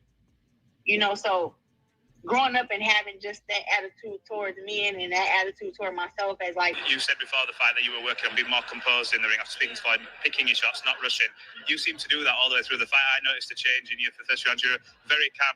When you look back, do you look back and think, you know what, that was a really good performance? It was a great performance, but it was sometimes that I rushed. Like I would hurt her and then my hands would just start flying at 100 miles per hour. I'm like, no, I wanted to be more settled down, but it's something in here that me and my coaches are working on. We're working on it. To be more composed. It's like I love fighting so much. I love boxing so much. So when I hurt her, it was like hurt her again, and I just come throwing punches on punches, and it was like, no, settle down and fire the shots. But it's the first time that I actually realized that in my fights, and that my coach pointed out, and he said.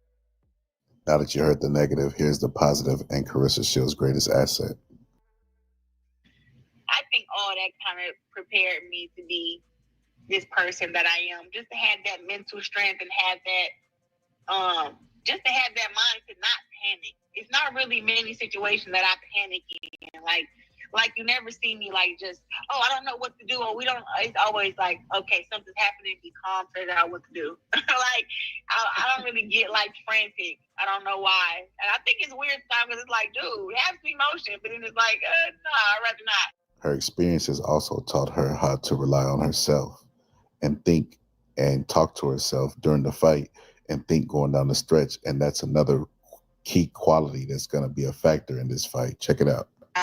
It was kind of like giving myself kind of how I was able to come up that third round and actually like just dominate, because in the first round when she took me down, I got back up. So that was a mental note for me, like, okay, you know how to get back up.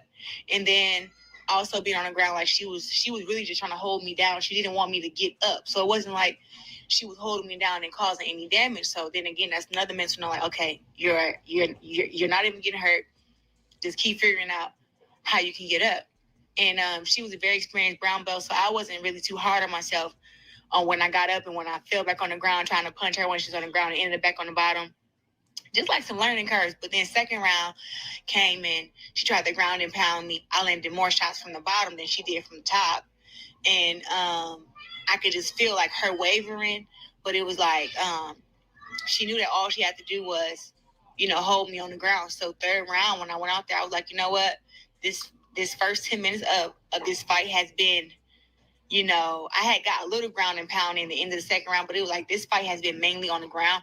I'm like, Claressa, if you're going to win this fight, go out there and hit her with your right hand, knock her brain loose, and don't get taken down, and knock this girl out and win. And that was my only goal for the third round, was to land my right hand, which is very powerful, very fast, sprawl. I did that. And then once I sprawled, I'm like, I'm just going to hold her here and keep punching her until she just quit. And I was able to do that. And my coaches knew. With that being said, this is going to be a very exciting fight.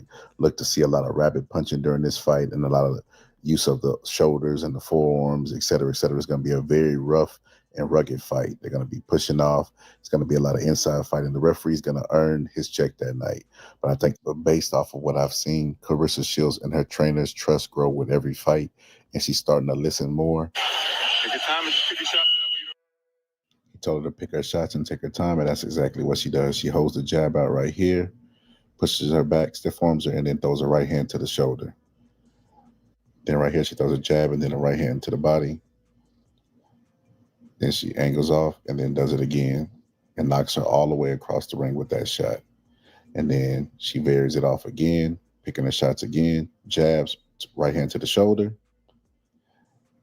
picking her shots very carefully and placing her punches. And then right there, she just throws a lead right hand and it barely misses. I expect Claressa Shields to stay at home, stay balanced, and double jab her way in. And I think that will be an effective strategy not to get caught with the uppercut.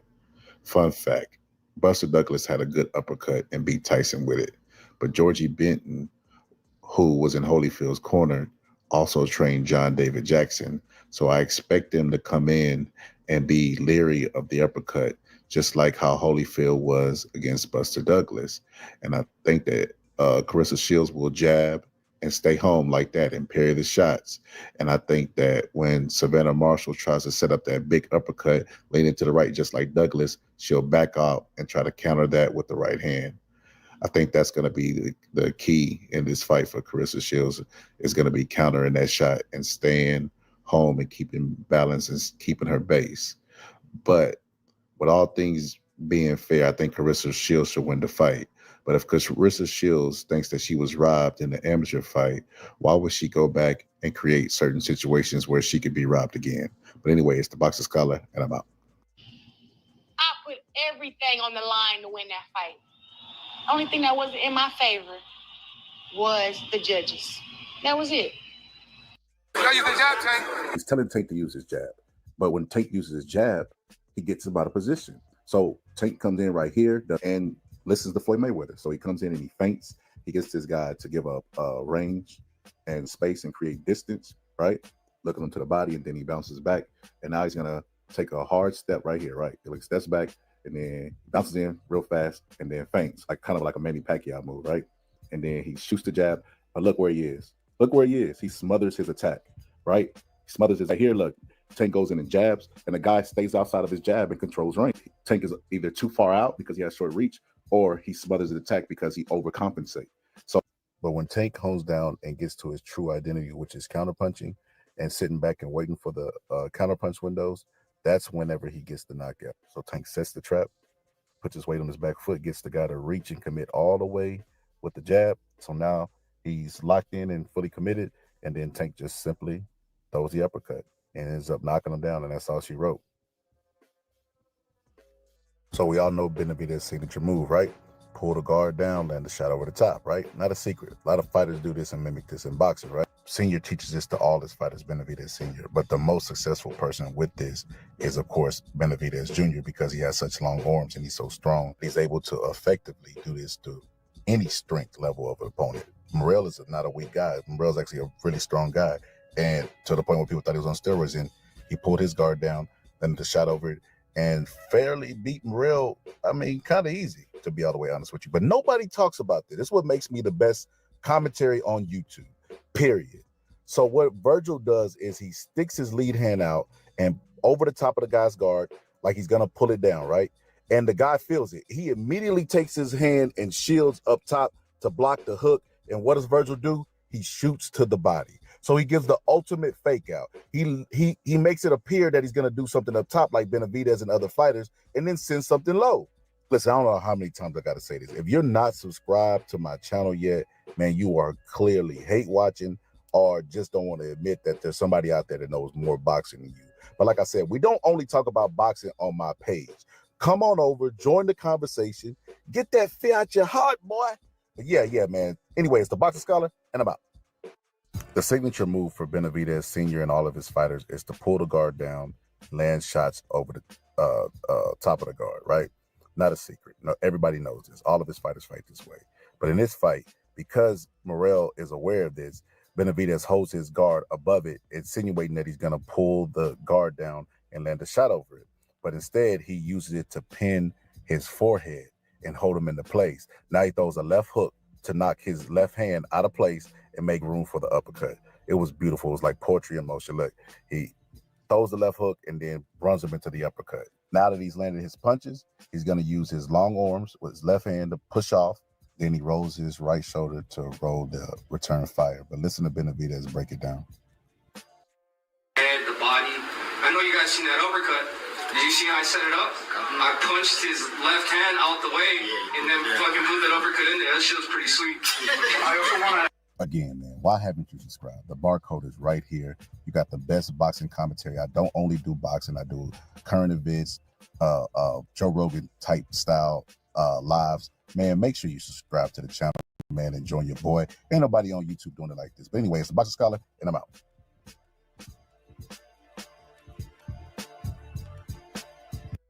I don't want to hear nothing about this fucking A-side shit. Floyd Mayweather takes a knee in this fight. Referee separates him, and there's nobody is bigger than Floyd Mayweather, right?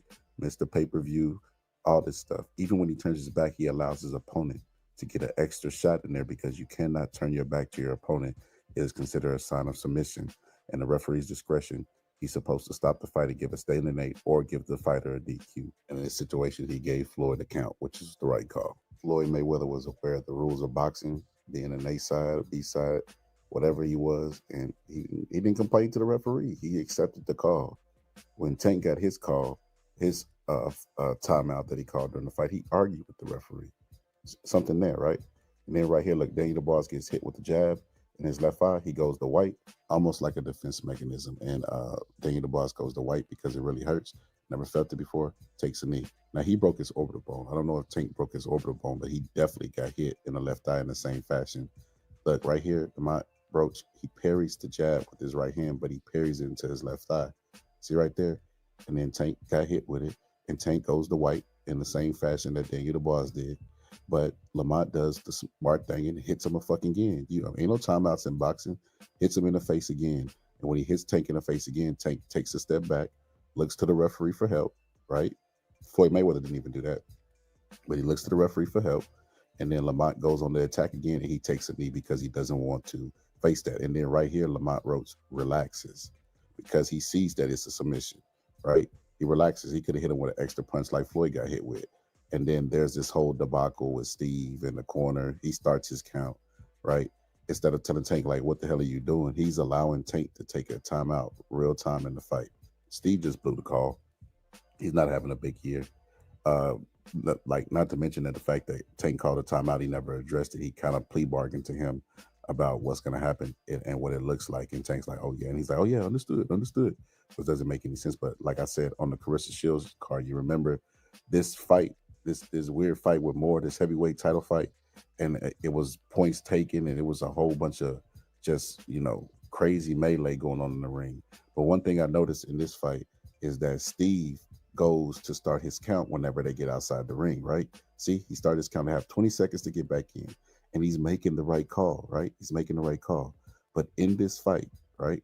In this fight, you can't touch them. See, that's why nobody outside the ring can touch them, right? And he's still letting them verbally know that, hey, I'm up at this count, I'm up at that count. And then he just disqualifies. He disqualifies him. I don't know why. He was making the right call. The right guy got in the ring at the end, but he disqualified him. He second-guessed himself. But anyway, it's the Boxing Scholar, and I'm out. Notice that Tank deflects his punch into his eye. See, right there with his right hand, deflects it into his eye, his left eye, right? And he immediately wipes his eye after that because, I mean, it's damaged. I mean, he's never experienced that before, you know?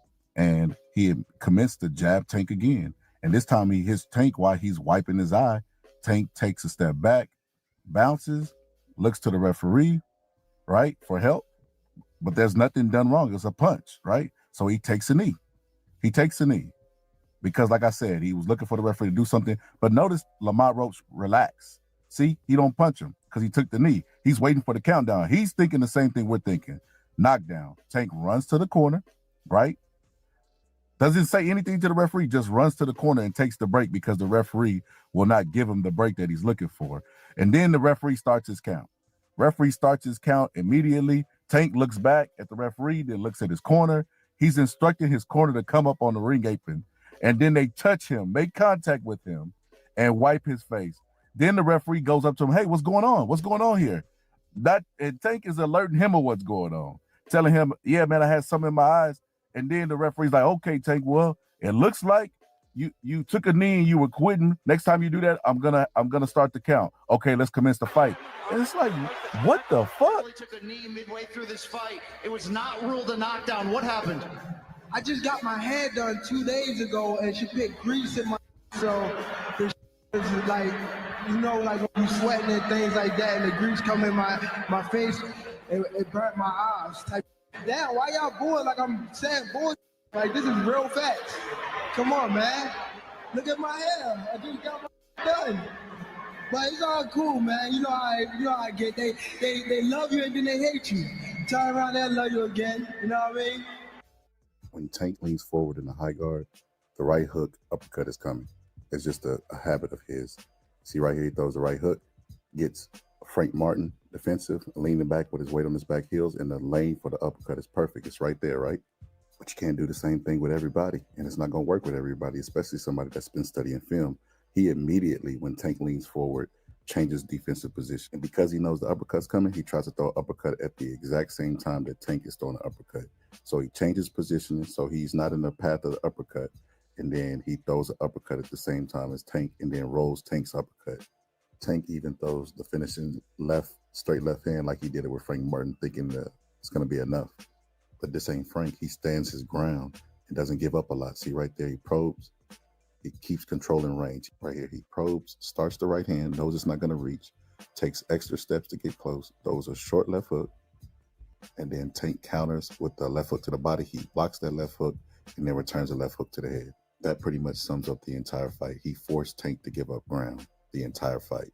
And even when Tank tried to come in aggressively, like right there, Tank changes levels, tries to come in and throw a straight left, and he hits him because he misjudged it. But whenever he got hit, he takes that same hand that he misjudged with and throws a right hand while Tank is coming forward off balance, and that shot does a hell of a lot of damage. Tank is completely dazed right here. And that pretty much sums up the entire fight. He did not give up ground. He took risks and beat Tank's ass. But anyway, it's the Boxing Scholar, and I'm out. I don't want to hear nothing about this fucking A-side shit. Floyd Mayweather takes a knee in this fight. Referee separates him, and there's nobody is bigger than Floyd Mayweather, right?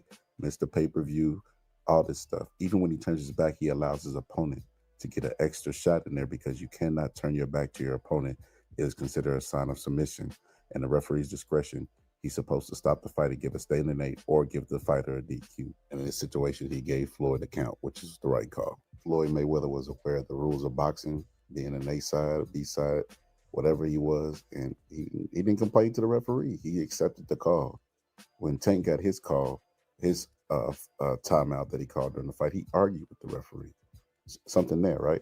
And then right here, look, Daniel DeBarge gets hit with the jab in his left eye. He goes to white, almost like a defense mechanism. And Daniel DeBarge goes to white because it really hurts. Never felt it before, takes a knee. Now, he broke his orbital bone. I don't know if Tank broke his orbital bone, but he definitely got hit in the left eye in the same fashion. Look, right here, my Broach, he parries the jab with his right hand, but he parries it into his left thigh. See right there? And then Tank got hit with it, and Tank goes to white in the same fashion that Daniel DeBarge did. But Lamont does the smart thing and hits him a fucking again. You know, ain't no timeouts in boxing. Hits him in the face again. And when he hits Tank in the face again, Tank takes a step back, looks to the referee for help, right? Floyd Mayweather didn't even do that. But he looks to the referee for help. And then Lamont goes on the attack again, and he takes a knee because he doesn't want to face that. And then right here, Lamont Roach relaxes because he sees that it's a submission, right? He relaxes. He could have hit him with an extra punch like Floyd got hit with. And then there's this whole debacle with Steve in the corner. He starts his count, right? Instead of telling Tank, like, what the hell are you doing? He's allowing Tank to take a timeout real time in the fight. Steve just blew the call. He's not having a big year. Not to mention that the fact that Tank called a timeout, he never addressed it. He kind of plea bargained to him about what's going to happen and what it looks like. And Tank's like, oh, yeah. And he's like, oh, yeah, understood. It doesn't make any sense. But like I said, on the Claressa Shields card, you remember this fight, this weird fight with Moore, this heavyweight title fight. And it was points taken, and it was a whole bunch of just, crazy melee going on in the ring. But one thing I noticed in this fight is that Steve goes to start his count whenever they get outside the ring, right? See, he started his count to have 20 seconds to get back in, and he's making the right call, right? He's making the right call. But in this fight, right? In this fight, you can't touch them. See, that's why nobody outside the ring can touch them, right? And he's still letting them verbally know that, hey, I'm up at this count, I'm up at that count. And then he just disqualifies. He disqualifies him. I don't know why. He was making the right call. The right guy got in the ring at the end, but he disqualified him. He second guessed himself. But anyway, it's the Box Scholar, and I'm out. Yeah, man, it's just like friends that won't stop. Like, I ain't even gonna lie, I'm tired of watching that. Tired of watching that. Tired of watching that. Tired of watching that. Tired of watching that. There goes Rolly with the sinister smile. Rolly, everybody talk about him eating crayons and all this stuff. Rolly was the smartest person in the room at all times. He let Ryan and Dev focus on each other, and then all the time he was focusing on studying the video and reduplicating what he did in sparring. Genius move. He just reduplicated what he did as an amateur. Right here, Ryan Garcia opens up with the left hook. Rolly counters with the jab, and he leans back awkwardly as he counters, and he hurts Ryan because Ryan has to come forward and run it straight into the jab, and he hurts him with that punch. So he understood the tendencies of and was able to reduplicate some things that happened in sparring, and that's why he was tired of watching it. But nobody picked up on that. Nobody picked up on that. They was so sure that Ryan Garcia was going to walk. Now watching this sequence, Ryan Garcia tries to throw an uppercut. Rolly counters with the hook, and then right hand, and then what he's going to go into? Double hook. Hit him again, and then hit him again with the hook. The double hook. So he countered with the jab, and then also counter with a double hook. The same thing that he did in their fight. Right here, Ryan Garcia goes to jab. Rolly's a professional now, so this time he catches the hook with his right hand, uses his forearm and his strength to push Ryan Garcia off, right? Push him back, got his momentum going back. Ryan Garcia thinks that it's going to be a jab, so he goes to catch the jab, and then Rolly just, bam, lands the left hook. Beautiful, beautiful, beautiful. Ryan Garcia has a tendency that he's did his entire career of reaching for punches, and Rolly's game plan was to take advantage of that. Interestingly enough, this game plan worked to the T, and Rolly had an injury. That is the craziest thing in the world. But Luke Campbell, same thing. Ryan Garcia reaches for the punch. Luke Campbell lands a shot. He has a tendency of reaching for punches. Always, when he gets his weight up on that back foot and his momentum is going backwards, he's so used to being a taller guy that he slides back and he reaches for the punches to try to block them. He was dropped in a Luke Campbell fight. And interestingly enough, like I said, this is something that's happened to him his entire career. Luke Campbell's not known to be no puncher, but guess what? Ryan Garcia was looking up to the ceiling and had to get up off his backside, right? But guess who else did it? Guess who else? The guy who y'all said had the wrong game plan. Right here, Ryan touches with his jab. Devin Haney just slips, comes up, and catches him with the left hook. Catches him with the left hook. Knocks Ryan Garcia off balance. What does Ryan Garcia do? Hit his gloves together. Hit his gloves, bangs his gloves together. Look, Ryan Garcia right here gets hit, reaching for the punch like he always does. And Devin Haney catches him with a good shot. And I already know what y'all going to say. Well, Devin Haney's not a puncher. Well, neither is Luke Campbell, but he's still putting Ryan Garcia on his backside because it was a flaw that he has where he reaches for punches and his momentum's going back, so he don't even have his legs anchored to take the shot. And to add insult to injury, this video came out.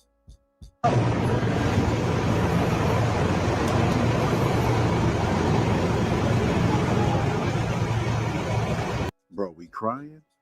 So y'all made fun of Devin Haney for issuing a lawsuit, and Ryan Garcia was not able to take steroids in this fight and got beat by a guy who everybody says is slow and trash boxer, got outboxed by this guy, and his response is to cry. To cry. This just shows me furthermore that he took steroids in the fight. He could not handle this pressure right here. He quit against Tank. He didn't want to experience this right here. He foreseen this, crying after a loss, and it hurt to him.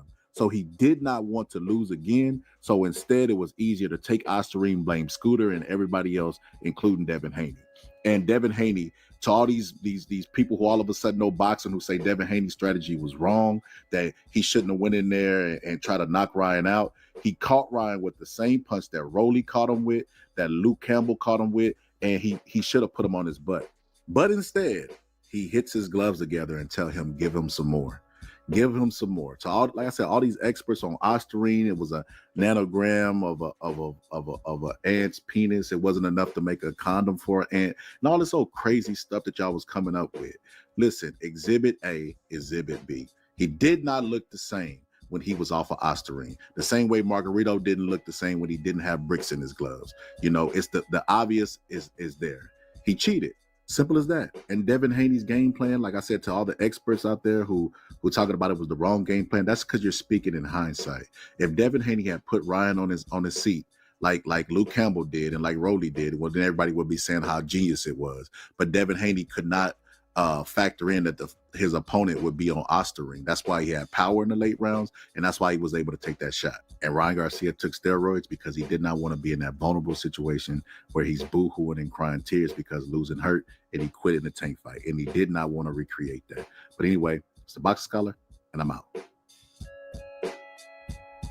Stenionis likes to bring his jab hand up before he throws it. Before he throws it, he gives a little tail, right? So look, he brings it up, and then he shoots the jab, right?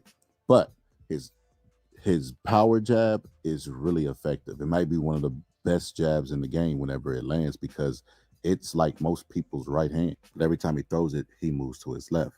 And because he's throwing a power jab and puts so much into that jab, his right foot is crucial. And he's trying to create angles, so he moves that right foot.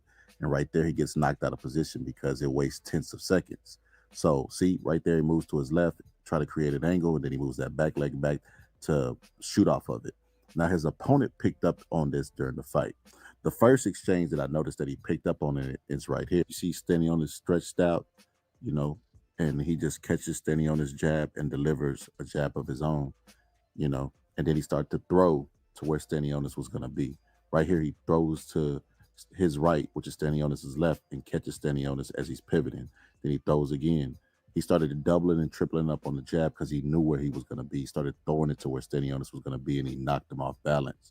He even started getting creative with it, throwing to Stenionis' lead hand, knocking him off balance where he's going to be ahead of him.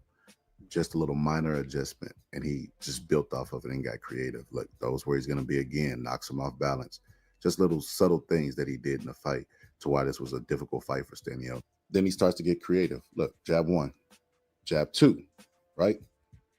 To the guard, and then jab three to his lead hand. Stenionis tries to catch it, and then he's just able to infiltrate his guard and mess up his base and manipulate him, push him off balance and land the right hook because he's so predictable and throws everything at the same speed. Look right there, ducks up under the jab. Look how open Stenionis is for counterplay. He just falls forward because he puts everything into that jab. Luckily for Stenionis, his opponent meets him with the shoulder, knocks the breath out of him. But look here again, throws it to his lead hand.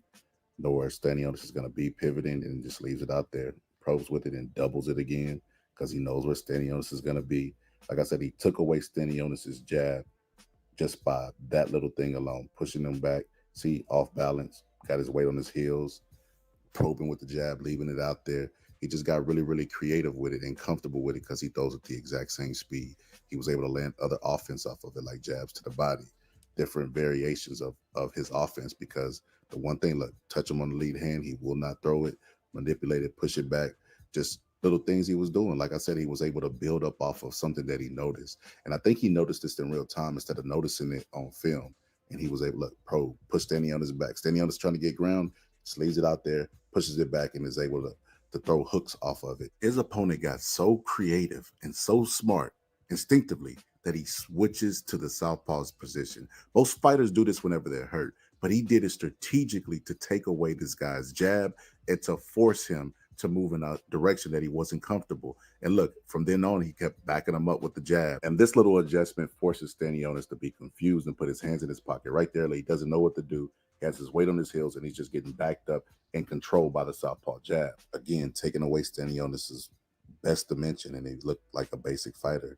He's even throwing lead straight left hands to keep him at range and out of range to where Stenionis can land.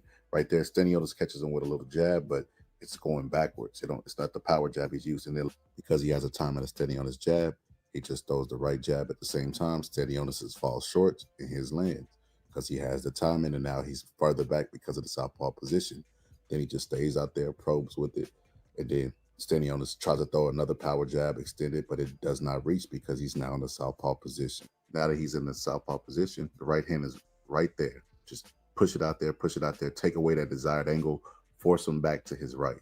And then he was just smart with it. He throw right hooks to force him to the direction he wanted to, then straight left hands to force him back the other way. And Stenionis would always counter 100% of the time with the right hand. He would dip down and throw the right hand over the top. Sometimes it landed, sometimes it didn't. In this case, it didn't. But right here, because he lunges with the jab, he's able to get countered by the right hook from the southpaw position. And at times he was able to slide in and throw body shots and knock him off balance too as well. And winning in those exchanges right here, the jab flows over the top, and then he just hits him with body shots because he put so much into that jab, he doesn't think about his defense. Now, of course, he tried to counter by stabbing him to the shoulder and see if that would keep him off of him, but it didn't. And then there goes the lead right hand that Stenionis started to use because his jab was now taken away. And look, he pivots to the angle that Stenionis likes to pivot to and throws a straight left hand, beats him there, and then Stenionis doesn't throw. He doesn't throw because he has to get his feet set because he wants to be comfortable when he throws that jab. They look, right hook, bam, to move him in the direction that you want to move him. Stenionis tries to answer back, slaps with the left hook and then with the right hook, and they end up fighting in a circle because he now knows, see, probes and throws it where's he going to be.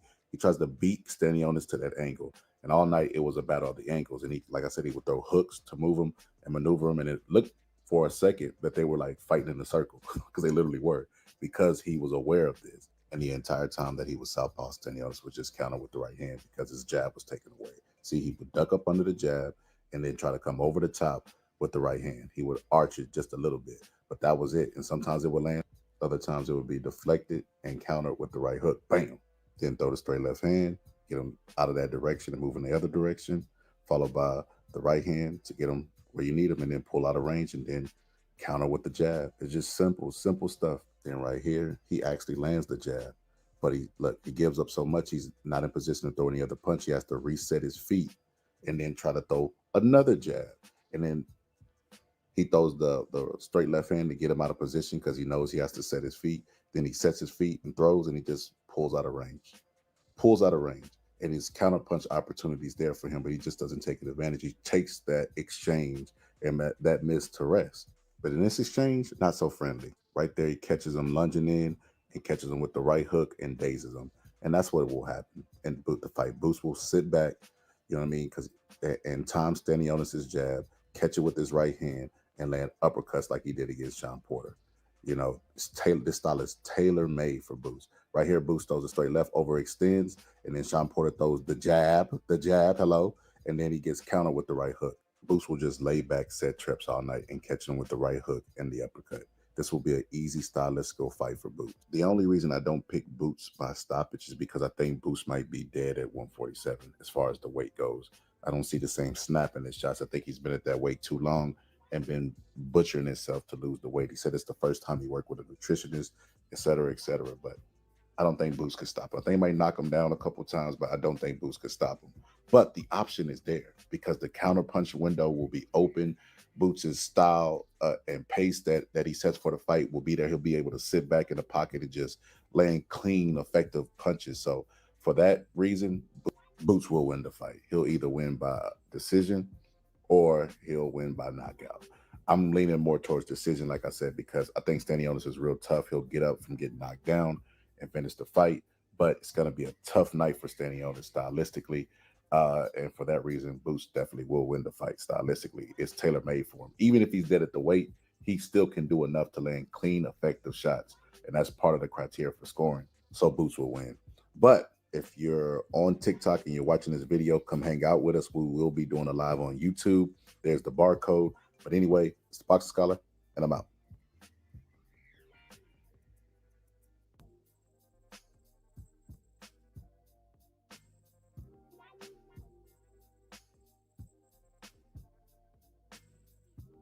Claressa Shields and her trainer noticed that her opponent likes to drop her jab before she throws it. And then when she throws it, she brings it back low. So there will be an opening there. But not only does she do that, but she spreads her legs far apart and brings her height down to her opponent's height. So she creates more opportunities by bringing her height down to Claressa. Her and Claressa Shields are the same height right here. And look, there she goes, sticking the jab out and then bringing it back low. where the opening would be for Claressa Shields. So her and her trainer prepared to throw the left hook and jab at the same time over the top of it because there would be an opening there. And while it wasn't successful 100% of the time, it was successful a lot. A lot of times it wasn't successful was because of positioning. Like right here, Claressa Shields gets her foot on the outside of hers, double jabs, and then lands the right hand to the chin. And it lands flush. And the reason that it got started is because she arcs that left hook over the opening that is presented by her opponent by bringing her height down and then carrying the jab hand low. But see here, right here, she got big feet because she's a big girl. She steps on Claressa Shields' feet, so Claressa's not able to take that step that she needs, and the jab falls short. The jab combination between the jab and the hook falls short, and Claressa Shields ends up swiping at nothing. She tries to come back with the counter, but Claressa Shields blocks it with her right hand. So a lot of times it wasn't successful is because she was stepping on Claressa Shields' feet because she has big feet, and Claressa Shields had to work so hard to get that advantage. This exchange is pretty interesting because she gets outside foot dominance, Claressa Shields, and she knows the hook's coming, so she hooks at Claressa Shields and makes her give up ground, and then throws a lunging left hand. So Shields makes an adjustment to her adjustment. So what does Shields do? She reaches out, catches the jab, right, gets the timing of it, and then she feints that punch to try to draw her hook out again. Very smart thing. It's very, very intricate. Like I said, adjustments to her adjustments. See, she catches it and then she feints right there to get a reaction out of her, and she got her to react. See, very, very high level stuff going on. This is very impressive. But in this exchange, her opponent gets outside foot dominance because Claressa Shields waited too long. She didn't move. Nothing changed whenever she did the feint. So what does her opponent do? Her opponent jabs to her shoulder. Now she's going to take a hard step out to get outside foot dominance on Claressa Shields, and she's going to beat Claressa Shields to the jab. Claressa Shields tries to parry it, but it's just a tad bit too slow, and she ends up getting caught by this point. Notice her throwing the hook as she's getting caught because the game plan is something they practiced on and worked on, and she's committed to the game plan. Right here, you see Claressa not waiting so much. Now she's first. She throws that punch over the top of her jab, and then she breaks down, squats down, gets low, and lands her right hand over the top of her opponent's extended arms, and she gets caught and gets hurt in this round. And Claressa Shields hurt her and almost finished her.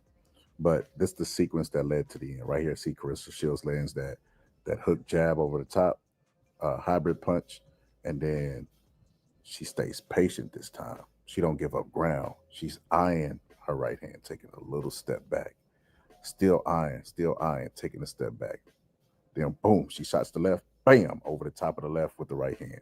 Beautiful, beautiful, perfect focus, perfect timing, perfect everything. That was a beautiful move by Claressa Shields. The punch, if you go back and look at the last round, she almost lands that punch several times, but it missed. And this time she didn't give up ground. She stayed patient. She caught her jab, so she had the timing of her jab, and she landed that punch, hard punch. She took a step with it over the top, and that girl wanted her to get back, and she knew it. She knew it. Because like I said, that punch missed the entire first half of the round, and then she caught her in the last half. But look, right here again, Claressa Shields catches her jab, right? So she has her timing, and then she sits back, waits, because she has her timing, right? She shoots the jab again. She's eyeing it the entire time. Look what her eyes is. Look where her focus is. You see the gap that she leaves? She's perfect, not giving up ground or anything, standing her ground. And then Perkins moves that hand. She's on top of it. Bam. Right over the top. Hard step outside, got outside foot dominance, and then arching that punch at an angle. Like I said, a hook jab combination punch, hybrid punch, and catches her hard and flush. And because Claressa Shields has the timing of her jab and took away her jab, and she shows her the left hand. So Claressa's onto it. She knows that she's going to throw that left hand first chance she get. She wants to get her lick back. Claressa Shields knows it. She's like, I got her. She takes a step back, sets the trap, and then the moment she see that left hand move, she slips outside to her right and then comes over the top of it. Bam, beautiful. Poetry in motion. Listen, I grew up watching Layla Ali. Layla Ali wasn't doing no shit like this. I promise you. You know, Ann Wolf was a good fighter, but they wasn't setting traps like this. But anyway, it's a Boxing Scholar, and I'm out. Anthony Joshua under Derek James understood range. Like right here, he jabs at his backhand and then stabs him to the body, right? Under Derek James, he just had a better understanding of range, distance, and patience, all important factors in boxing. For instance, right here, if he throws his right hand from this distance, not only does the right hand miss, but he's able to get countered. So what he does is he jabs to the backhand again, hit Helenius' right hand, then he stabs him to the chest and ducks up under the return jab from Helenius. Now he eyes the right hand, and Helenius was pulling back all night and just out of range. Look at here again, jabs him to the backhand to get it out of play so he can't counter with the right hand. Then when he tries to counter with the jab, he ducks up under his jab. Now he's close. Now he throws his right hand from here, and even though Helenius pulls back, he's not out of range. And notice how Anthony Joshua reaches slightly with the right hand because Helenius was pulling back from it, but he lands it, and look how balanced he is right now. It's because before he reached long, he brought his feet with him.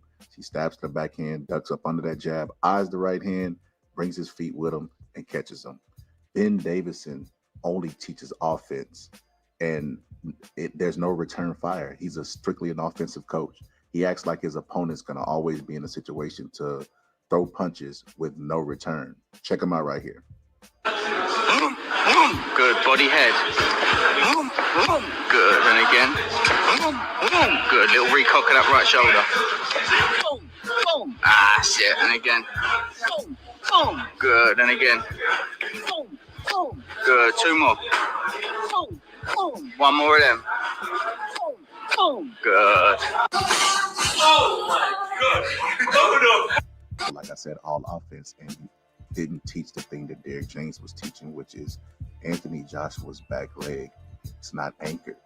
It's not anchored. When he throws his right hand, he does not anchor that back foot, and it wanders off, and that leaves him with all of his weight over his left front foot and off balance.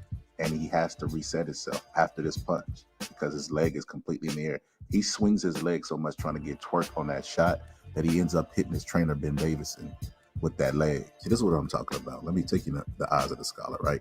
So when Anthony Joshua sets up, he throws a jab and then he throws the right hand, right? And then look right here. When he throws this right hand, look where his weight is. He has his weight over his left front foot. There's nowhere to go. The only thing to do is get his weight transferred back over to his right foot so that he's balanced. And he uses an uppercut to the body and a left hook to the head to get even in weight distribution. But the problem is Daniel Dubois didn't let him do that in the fight. And he paid dearly for it.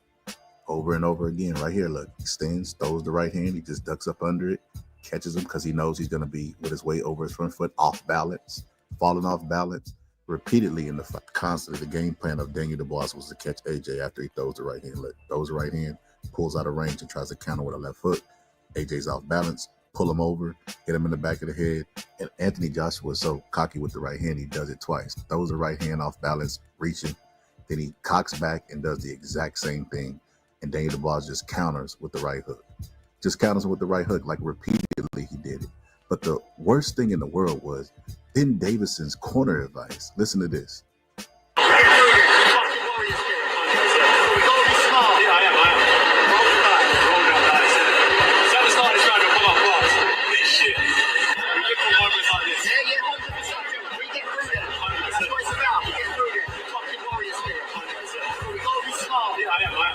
Stepping in with the jab at once every time, unless you're galloping around. Step and bring it up.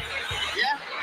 If there's a bit of a roll, if you hang up double jump, bring it up, roll the dice, still double no right target. Lift it, yeah? Roll the dice. Hold on, guys. See how the start is trying to come up close. Shit. Not only was that probably the worst corner advice I've ever heard, but when AJ was, oh, I got this, playing to the crowd, look at Ben Davison without an ounce of worry on his face. Take a drink of water, not give his fighter instructions. He's in your corner and that's your fighter. Why aren't you talking to him? And the craziest part about it is this the round where he hurt Daniel Dubois. He hurt Daniel Dubois right before he got knocked out with a right hand, mind you. Right there, he caught him with the right hand and then hurt Daniel Dubois and then came forward and threw two more right hands and then threw an uppercut and then got caught and countered with the right hook and finished. But look, right here when he catches him, he jabs to the chest and catches him flush because he caught Daniel Dubois coming to him, so he didn't have to reach with the right hand. So his foot was a little bit more anchored and he wasn't overextended. And he caught Daniel Dubois, but Daniel Dubois smartly backs up, drops low up under the right hand that he knows is coming, baits him to throw it, baits him to throw the right hand so he can block it with his forearm, right? Now he knows Anthony Joshua has to reset for balance, and he just catches him with the right hook. And because that punch grazes him, he makes a small adjustment. Now he just adds a head slip to get closer, and now that punch lands and knocks Anthony Joshua out, who's throwing the upper. Roberto Durant seen the writing on the wall and was trying to teach Anthony Joshua to shorten up his uppercuts when they met a long time ago.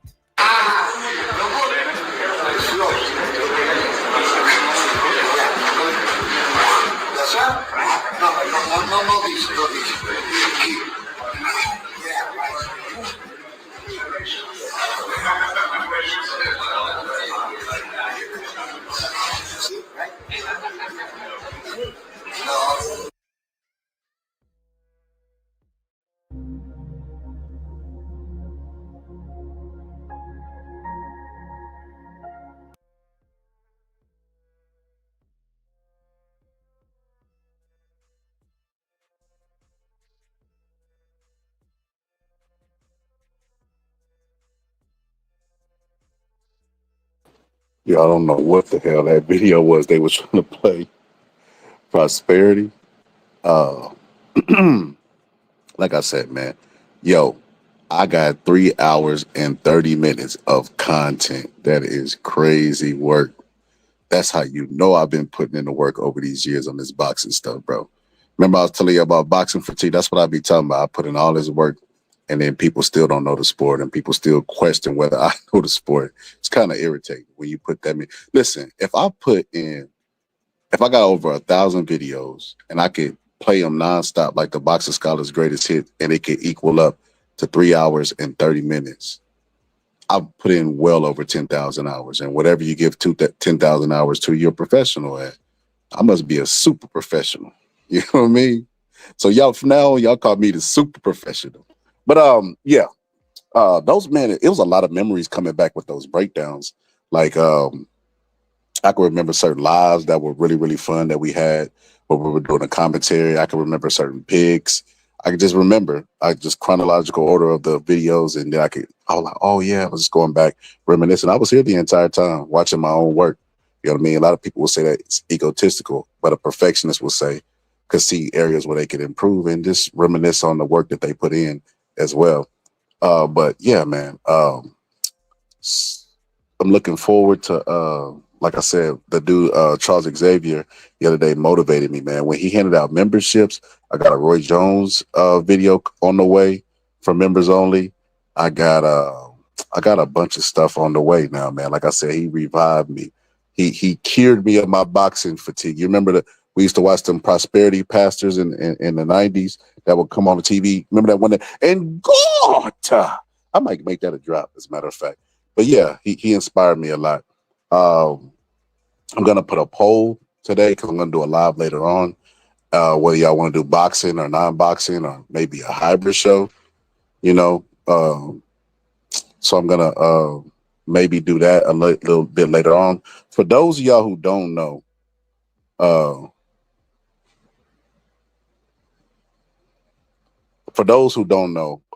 Amira, our friend over here on this boxing channel, you know, part of our boxing family, her house burned down, right? And her GoFundMe is on my community post. You know, I know everybody don't get the alerts from my community post, so I'm going to keep resharing it. I put it in here as well, but it's not a clickable link. But anything helps. Either share the link, do what you can, right? That's all you could do is what you could do, right? $2, $3, $5, whatever the case may be. Anything helps. Sharing the link helps. But let's support our sister. Like you know, like we would want to be supported ourselves. Like I said, over the years, to this 3 hours and 30 minutes of videos that I played today, we've all grown together. You know, we don't know each other, but we know each other in a sense. You know, hanging out in our virtual spaces or whatever the case may be. Appreciate everybody for pulling up. Got a bunch of people that subscribed today. I'm gonna leave it at 3 hours so it got playback value, and you know, people can go back and watch it. Common mistakes that people made, game plans, and all the stuff through over the years. And yeah, like I said, be on the lookout. I might put the link's already pinned here for her GoFundMe. And then, like I said, to the people that can't find it, please go to my community tab, hit on the community tab and donate anything, $1, $2, whatever you can give. Anything helps. And shout out to everybody for pulling up. and we'll be back. Make sure you are paying attention to my community tab for Amir's GoFundMe and for me putting a poll out for the next episode, because I want to know what y'all want to do. Do y'all want to do boxing, or do y'all want to do hybrid show? Do y'all want to do non-boxing, etc.? I realize now that I've been campaigning so long that I got more non-boxing fans than I got actual boxing fans, which is crazy. Like I said, I done put my 10,000 hours in boxing. The people in boxing are more worried about drama than they actually are boxing. The actual boxing fans. I'm not talking about the non-boxing fans. Non-boxing fans can worry about whatever they want. Boxing fans should be concerned about being educated on the sport of boxing, but they don't. They don't care. They don't care. So I'm gonna put the poll up. Like I said, to the YouTube fam. This is a call to the YouTube fam. They know who they is. $1, $2, anything helps. It's on the community tab. Please help our sister out. And I'm gonna share the link every day. And whenever I do get some extra cash, I'm gonna throw it over there. So anyway, appreciate y'all pulling up. Love everybody. Do the right thing like Spike Lee. Anyway, it's the Boxing Scholar, and I'm out. Superstar, wish to have a fancy car, wish to have $1 million bucks. Well, I wish I don't be in love. So tell me, pretty baby, I make one wish and I wish it all on you. Oh, oh, oh.